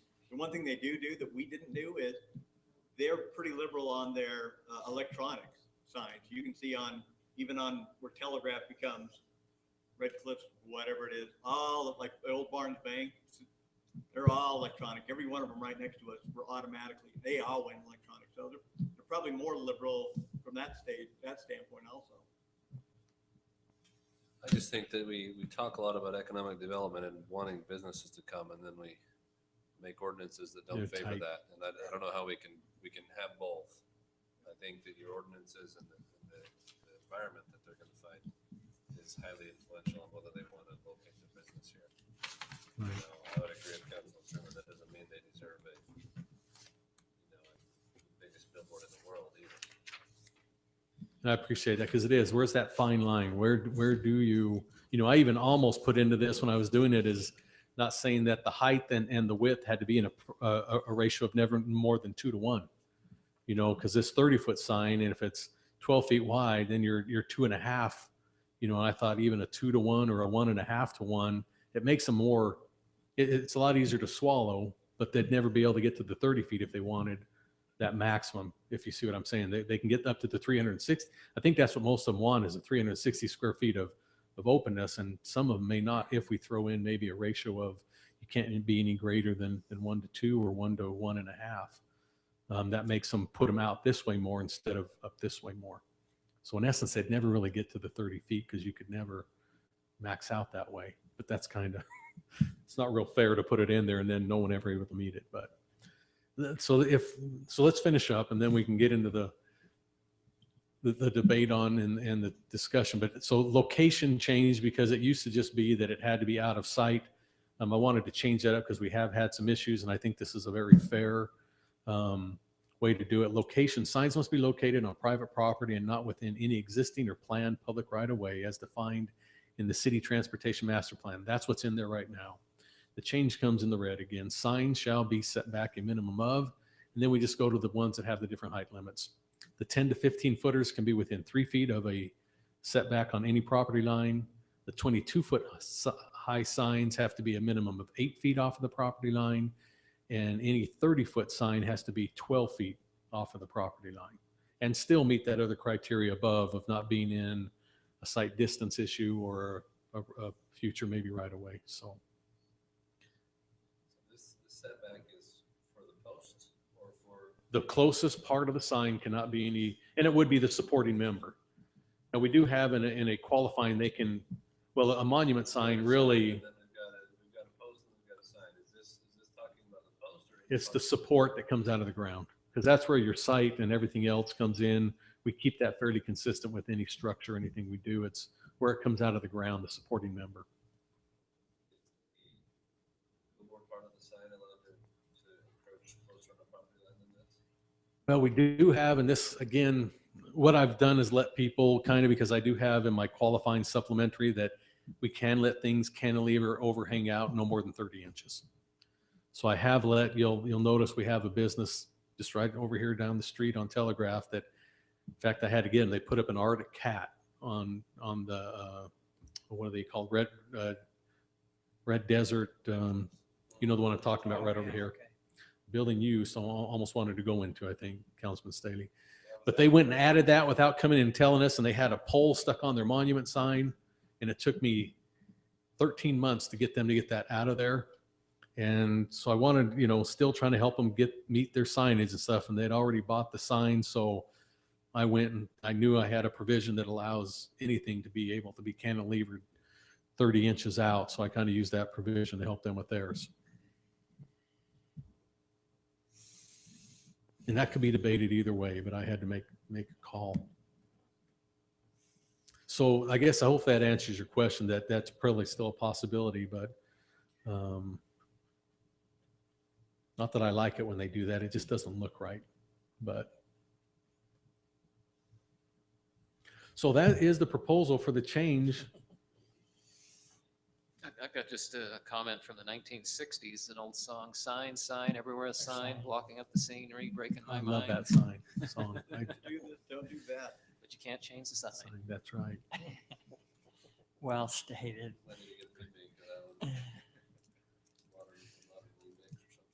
And the other part of that was the sign says long-haired freaky people need not apply. Yep.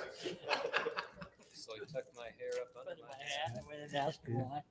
They said you look like a fine upstanding young man. I think you do. Anybody So play I took guitar? off my hat and said, imagine that, me working for you. Sorry about that. I'm impressed with the mayor here. That's Oh, pretty he'll sing good. that if you give him a quarter. You have to get a membership card, get inside. I was thinking of Let me Sedona, rein it back in. Sedona, Arizona. You know, Sedona's very restricted. Now, of course, the thing that's got me encouraged tonight is it sounds like we might have as enough interest in people coming here as Sedona, Arizona, at least from a vacation rental standpoint. Absolutely. But Sedona has really been an interesting community because, of course, Sedona is the one that required McDonald's to go to Kill Green Arches. That's right. And of course, you know, where is the balance? That's the challenge. Where is the balance? And Sedona is all monuments, and they are very low. I think the maximum in Sedona is Yeah. 12 feet maybe for even the Councilman's biggest. correct. You go into a lot of these Southern California communities too. You can tell distinctly when you've entered a community. And then Yep. those are usually the exclusive communities and a high rent district and it's high taxes. Yep. So There are those extremes, and then there's Vegas for the other extreme. Biggest, brightest, flashiest movement as you can put on there. So what are the taxes? no state tax. There is no state tax. Yeah. So there is the proposal from your staff and your planning commission. Thank you, Drew. I know that's, you put a lot of work and time into that with your staff and stuff. I appreciate it. Any comment on it, gentlemen? Yeah, I can see that staff and the planning commission has put a lot of time and a lot of work into it. And I know that it stemmed from some discussion that we had here a while ago. I don't know that I'm ready to vote on it tonight. I almost think that I've got some other thoughts in my mind to doing some research, some of the things that Councilman Truman has said, some of the things that Councilman Turek has brought up. I just wonder if maybe this might be better served to be sent back to the planning commission. Maybe council can give some more insights, some more recommendations, let them vet it a little bit more before it comes back. That's just kind of how I'm feeling personally. Right? I'm not quite ready to. Could you give me some more specific on, are you really Well, worried about I'm the height thinking- and worried about Well, on the the, one hand, I think in this area, I think we've already got some really big signs up on West Telegraph. And so I think how can we be business friendly there? But then I think as you come down into Telegraph from, maybe 300 west to 300 east, at Mill Creek is what you're almost saying right there. that area down along there, I would picture in my mind a lot more conservative signs. I don't like the pole signs. I like the monument signs. I like them a little less in your face. So I'm a little bit all over the place myself. So I'm not quite ready. Well, these still have to be monument signs. The ones, everything we've talked about tonight in this area is monument. It The still monument has to signs. be monument. It's not, these aren't pole signs. The other thing that I wouldn't mind doing as we look at this ordinance is I guess I'm quite visual in the way I'm thinking, and I'm trying to get my head around the size of some of these signs and what they would look like. I wouldn't even mind having this in mind, going to be able to look at some different signs, say, how big is this? How big is a 5-acre piece, and what would the dimensions of this sign? I'm just trying to get in my mind exactly what's going to be the result of this ordinance. And I'm still just a little unsettled at this point. Drew, I think that's a great idea. As a matter of fact, we can do this even electronically. We can take parts of our city and put these very dimensions in from different perspectives. Because I think you're right. I think it's hard to wrap your mind around. What does this mean? I support Councilman Staley. The one caveat would be is I don't want to send it back to the planning commission. They were unanimous on this one. Let's let this board flesh it out and see if we can find some of the details that are. Yeah, because they were just going off the directive that the council said, hey, we want to open it up a little bit for these. And so, we talked about everything they put in their mind, and a lot of them are pretty good. They've been out there and they really thought it, and they tabled it, came back and, chewed it over a little bit. And we had quite a good discussion on it. And so I have no problem with the tabling in any way. I like either comment council want to decide to do. And if you want to chew it over a little bit more, maybe come back and I'll try to bring you some examples of what it may, try to find some signs that may meet some of that criteria and size.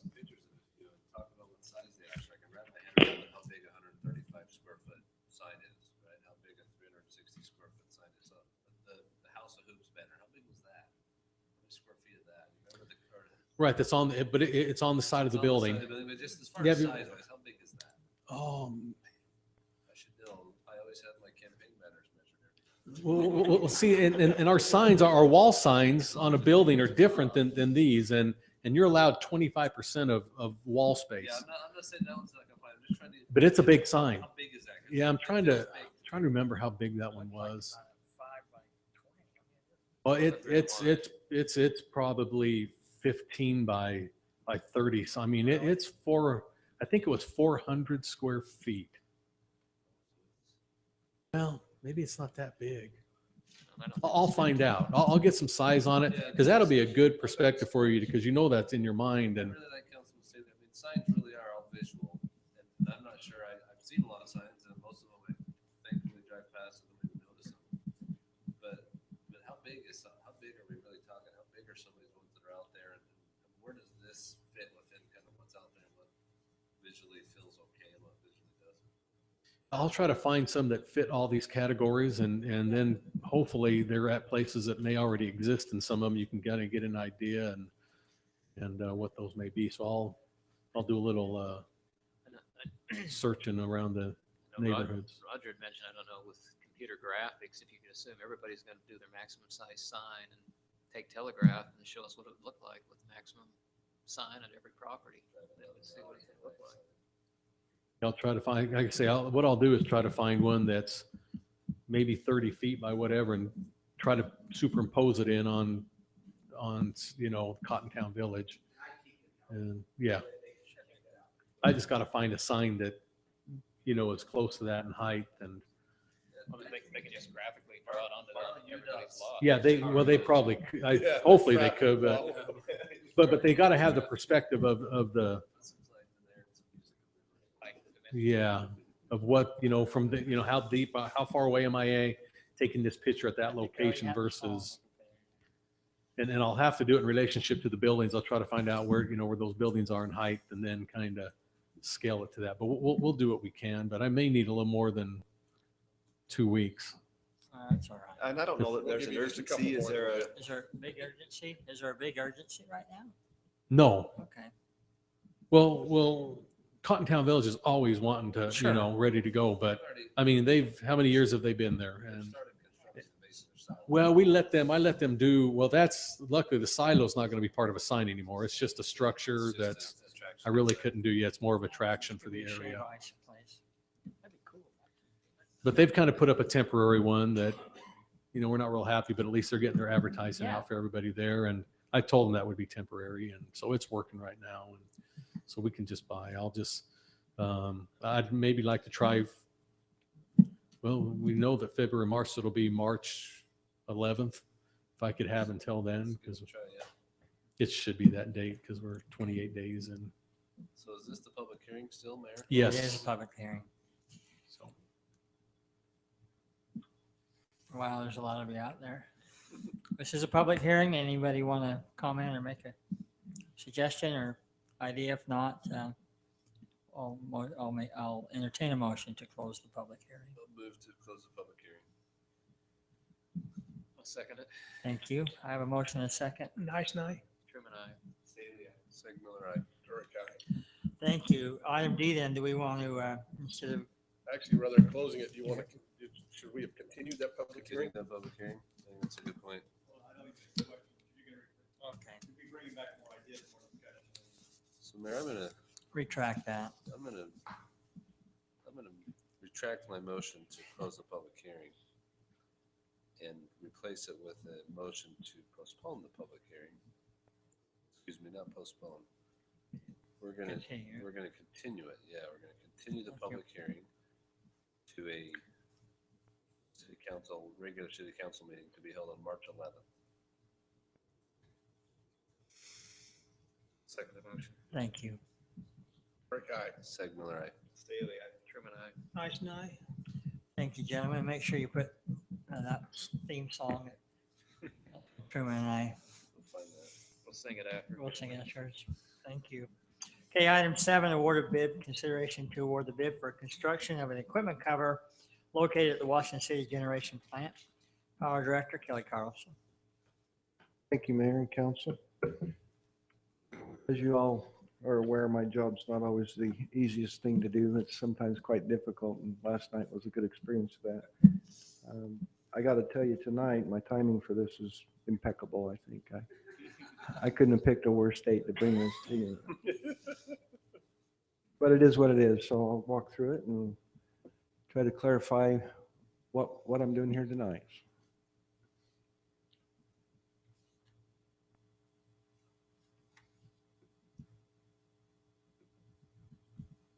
Let's go on, Darren, just a little timing issue.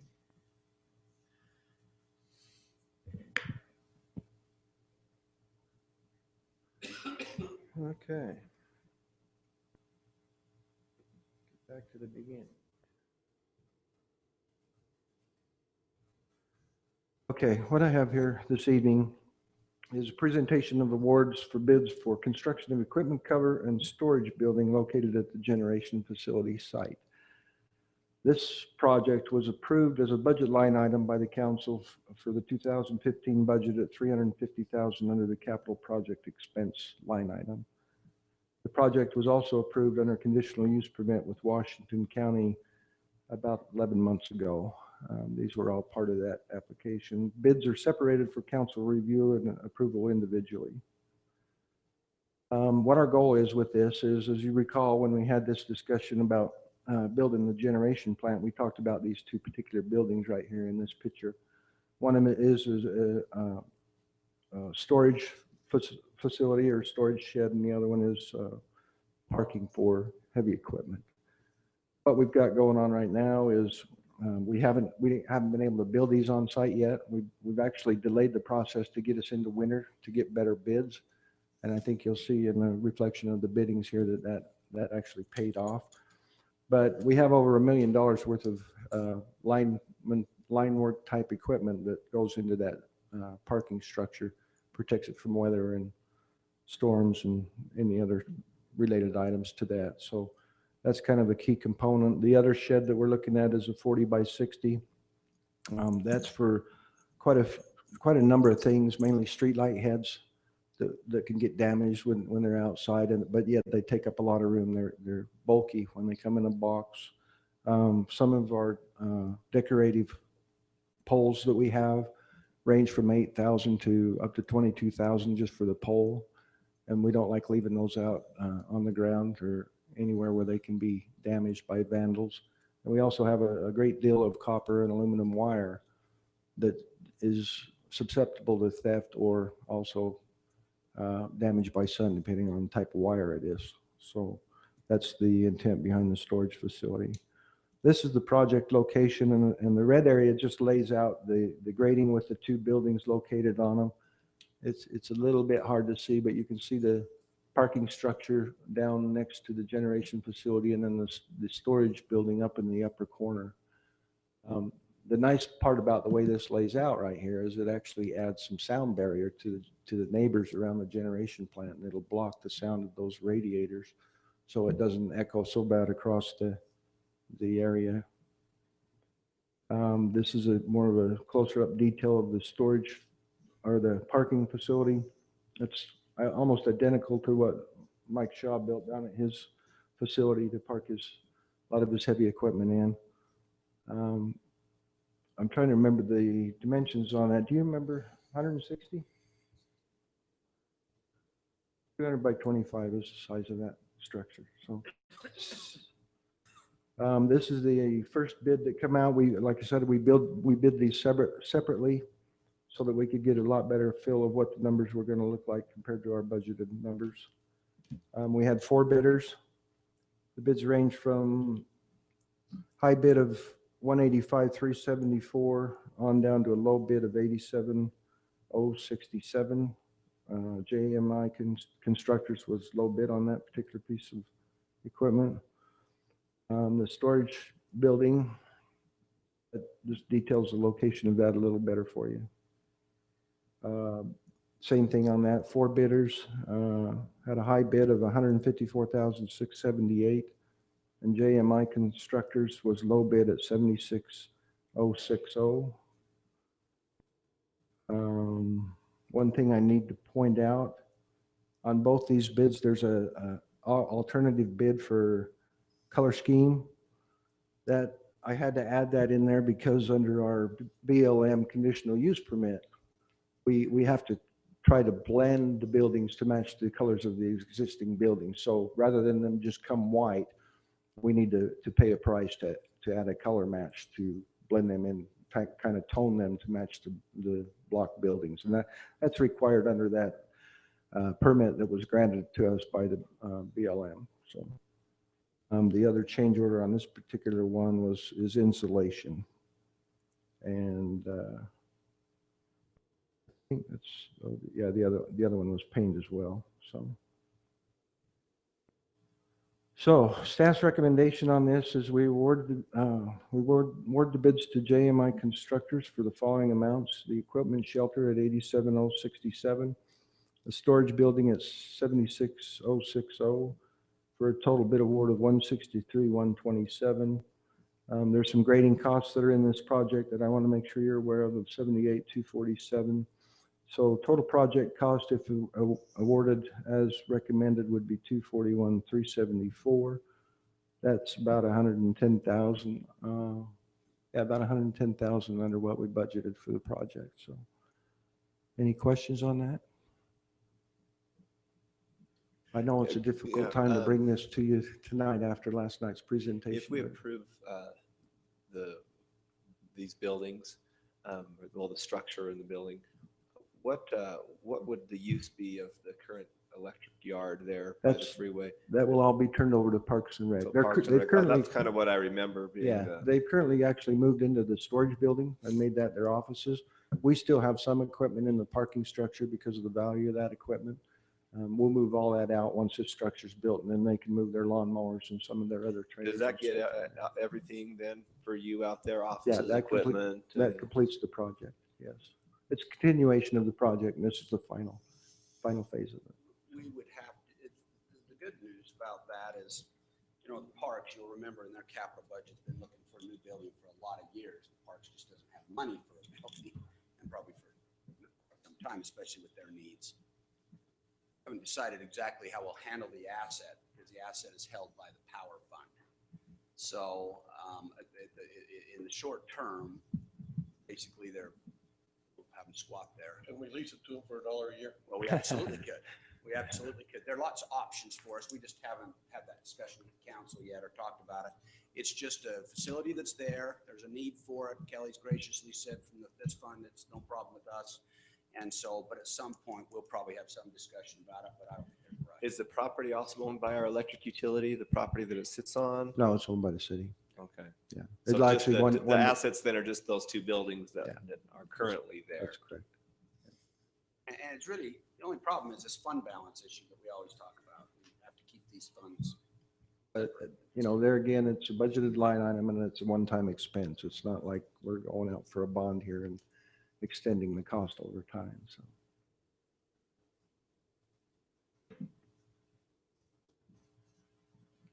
Well, it's probably a lot cheaper than replacing equipment that gets, That's my concern, is we got well over $1 million worth of trucks that are sitting in the weather when they shouldn't be, so.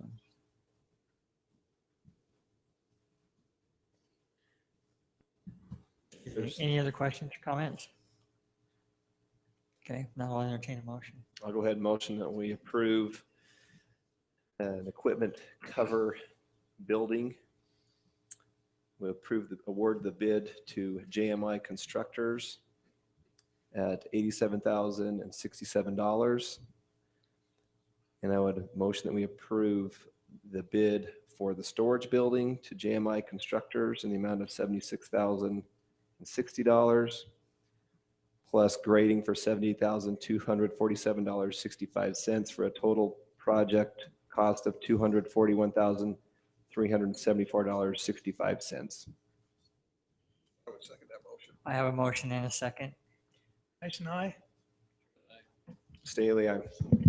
Sigmiller, nay. Turek, aye. Okay. Thank you. That passes 4-1. Thank you, council.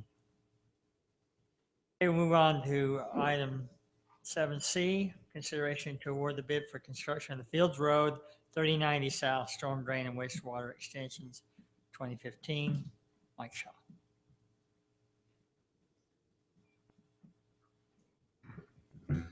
Thank you, Mayor, Council. This is to award the project for the Fields in 3090 South Storm Drain and Wastewater Project. We had 8 bidders on the project. Sunrock was our low bid on the project at $331,867. Our engineer estimate on the project was $428,223. So they were quite a bit underneath Hey, the estimate. I've never had an engineer come and estimate low. Oh, we Like have. 3 years, it seems like every time I hear this, it's like engineer estimated this, bid came in this much lower. This is a great deal. I can tell you a story about Sunrise, and you'll never, ever see Sunrise be low bid. Yeah, you never, ever want them to be low bid, because that's how you always base your funding off of that. The city did a bid in 95 on their water project and based it off the engineer's estimate. They were $1 million low. Then the city actually had to go out and get more funding to actually do that project. So yeah, Sunrise learned their lesson on being low bid. We're very comfortable with the bid on it, with Sunrock doing it. They actually came in low because they actually had some free time. They are ready to start the project on Tuesday. They wanted to start on Monday, but where it's a holiday. So they will be starting on Tuesday with the project. Maybe. I think so. I think that's why their bid came in. But that's kind of what they told us, is they actually had a project that had fallen off and they need something to fill in. On that, on the bid, it's got mobilization. What does that exactly mean? It can mean a lot of different things. That's a lot of times that's their profit that they build into the job. It's supposed to be in there, their cost to actually come into the job, the transport equipment and everything else, but that's where they put a lot of their profit, overhead cost into the jobs.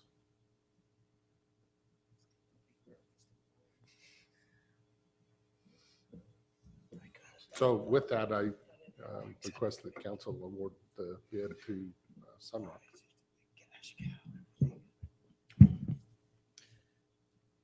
I'll go ahead and motion that we award the bid, the construction of the Washington Field Roads and 3090 South Storm Drain and Wastewater Extensions to Sunrock Corporation in the amount of $331,867.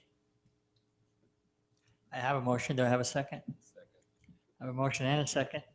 Nice and I. Staley, aye. Turek, aye. Thank you, gentlemen. Thank you, Mike. And anything to report from your assigned committees? I have a report, Mayor, from the waste district. Some of you may have seen the headline that said that the Waste District approved an opt-out, which was misleading. There was no vote, no approval. There was a lot of discussion. A lot of cities and their representatives kind of presented their preference. Ranges from New Harmony and I think Rockville that would just as soon have it be 100% mandatory, to a lot of the more center urban cities that are, the representatives are feeling like there still needs to be some form of an opt-out.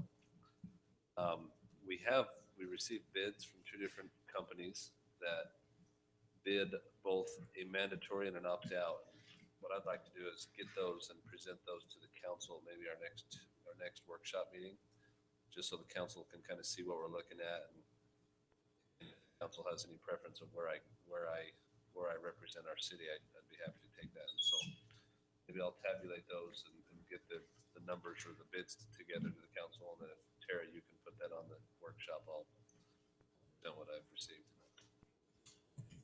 Council, was there any discussion with that of long-term, if you opt in and rate increases, was there? I suppose maybe we can cover that. Yeah, there's a lot that I'm uncomfortable with is that the opt-out is really not very generous.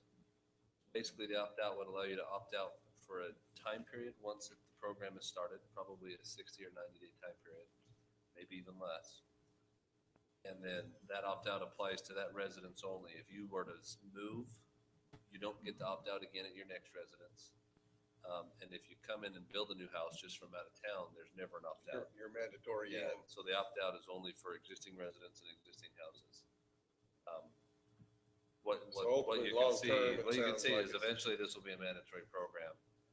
And yeah, the costs of recycling, one of the biggest costs in this is the fuel surcharges and what that does to your monthly rate. Right now, the rate is from about $250 to about $370, depending on which factors they're bidding on. And so, some of the advocates said, yeah, gosh, guys, that's not even a Happy Meal, which is a good point.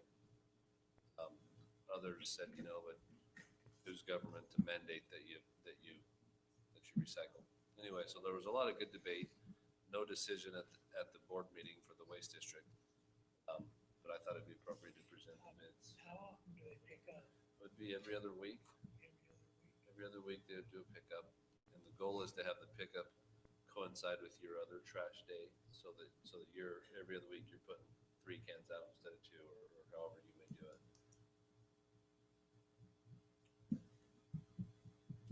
That's how it works, Councilman Nelson, because they gave me a free That's right. bin.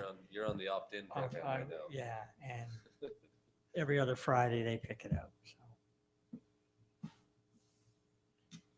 But it's a no cost right now. Do they give you a check for saving and sorting stuff? I'm gonna send them a bill. The one of the other concepts in this is the bid that was requested was just for collection. And then there will be a separate bid for sorting. And then the district is going to require that any of the proceeds from the sales of the recyclables come back to the district. So the district's paying for collection, and they'll pay a separate company to sort and kind of prepare it for recycling. And then any proceeds from that would come back to the district. So they haven't figured out how much they're gonna charge? The charge, if it's a mandatory, you're looking at about $270 per month. Twice a month? No, twice a month is just the pickup. The charge would be $270 a month for that. About $3. Yeah, if it's an opt-out, it goes up into the 360s or 70s. I don't remember precisely, and so it's in the $2 to $3 range to get started. The worry is if it's an opt-out and a lot of the citizens opt out and it goes below the thresholds, the price goes up even higher. Or if fuel changes, but fuel is a little harder because you can't really know what it'll do. But high fuel rates could send that fee up even higher. That's all I have on that, Mayor. Thank you. We'll look forward to receiving that information. Anybody else? Move on to the city manager report. Thank you, Mayor. Just a couple of items to bring the council up to date on. You may wonder where we're at on the capital facilities plan for leisure services, for parks. And we have addressed those issues with SUBA, sent it back to them. We have yet to hear back from them. They're of course heavily involved in the parade of homes right this moment, so that hasn't concerned us as much. But we will schedule this to come back to council, I believe, next council. Anyway, but we're hoping to hear back from SUBA by then, but we addressed most of everything that they had asked for. Sullivan Park, soccer park, the advertisement for pre-qualified contractors and subcontractors will start this weekend. Then those who meet those qualifications will then get the project in March. Manager, can I just add to that just a little bit on the, I sat down with Barry and the land designer, the land architect, and looked through a little bit of a site plan there, and it looked like rather than tennis courts there, they were going to do pickleball courts. And then I heard on the radio the other day that there's a Southern Utah Pickleball Association. I'm not sure exactly what the official name is, but I know that in our neighboring city they contributed a pretty substantial. Memory serves right. I want to say $100,000 to pickleball courts. Was it 75,000? I'm not sure the exact amount, but it'd be interesting to see if they have any interest in participating in our pickleball courts that we're building over here. I know they're going to be really nice, and I'll see what Barry can find out on that. That's a great idea. And what we found with the pickleballs, we got a higher demand with pickleball right now than we do at tennis. We got tennis courts down at the Pineview Park, and they're really, it's almost adequate, if not more than adequate. And but pickleball, high pressure right now for pickleball. well, and along those lines too, I know that that in conversation with some of the Southern Utah Soccer Association, I know they have an interest in being involved to a certain extent with the fields, and so it'd be interesting for our department head to have some conversations with them too, to see what's maybe a way to have them contribute. Of course, our primary use is for our citizens and for our own recreation leagues, but they're going to be really nice fields, and if they can be used and we can offset some of our costs, that would be interesting to have those conversations too. I'm glad you brought that one up, because we have actually, I shouldn't say me, but Barry's actually been having these conversations with the Soccer Association. They're continuing those discussions. Their request for fields was a little bit more excessive than we felt like we could accommodate, but so they're working out those details and seeing if they can come to some level of accommodation that also keeps it open for, I think they wanted 2 weekends a month or something like that. They just kind of blast those completely out, including big tournament times for us. But anyway, Barry's working on that, but I'm glad you brought that one up, because that one has been under discussion, and I'll follow up with Barry. Yeah, if you just keep us in the loop on some of those Actually, discussions. what we'll do is I'll probably have Barry come. Yeah. Because as we get the design, I really think it probably ought to be good that when the design gets finalized, come back to the council as well, and kind of let the public and others kind of see that. And then Barry can also give you an update on those, because those are 2 good moving targets for us to keep you updated on. The project is underway, under construction with East Regional Water Line. I'm just trying to pick some. You all heard, and I'm only going to point these out for the benefit of maybe the public. The 400 South storm drain, the design is 80%. You heard this last night, but some maybe didn't. 80% of the design is completed, and they're anticipating bidding that out in March. So for those, and these are all storm drain issues. The Buena Vista detention basins, the design was complete, will be bid out this month. And then a third stormwater issue, of course, it was talked about last night, was the turf farm ditch, and the easements are done, or the easement docks are done. And now this is the discussion with the property owner with respect to that. So for people who was kind of interested in where all that was going. And then another public notice issue is March 19th, we're planning on an open house here at City Hall to discuss curb gutter sidewalk irrigation issues in the downtown portion. And for those who want to know, well, is that me or not me? Basically, if you don't have any curb gutter and sidewalk in the downtown, and it's really for anyone, but primarily we want the input of the citizens for the downtown on that curb gutter and sidewalk, and we will be getting more information out to the citizens, but just to let them know that's on the 19th. And then one thing that I'm going to kind of change up in the future on my report is kind of update you on some of the goals we're working on too, and I'm just going to hit those really quick, because just to tell you what's kind of accomplished from the last meeting to this meeting. With economic development, I met with Councilman Segmiller to get his direction on this. We're actually in the process right now of applying for some grant funding. We belong to EDC Utah, which is the Economic Development Corporation of Utah, and they are begging us to take some grant funds. It's about the best way I can say it. And this grant fund, it's not a lot, but it's a little money that can go toward the revisions of our economic development plan, which is one of the interesting things, and maybe put into the economic development portion, the economic development pages of the website. And with the website, we actually will have scheduled our IT director, Steve Whitaker, next work session to come and talk to you about that and get your input with regards to the website. So that's scheduled next time. Customer service met with Councilman Truman on that to get some direction on that. We're going to begin shortly establishing a survey or assessment method to determine the baseline where we sit with some of our customer service issues with our departments. And then the assignment was already given out. The departments are to meet with their departments. The department heads were to meet with their departments and talk about what they see as customer service goals for their departments, and then bring those back to me, and those are to be turned back in on February 23rd.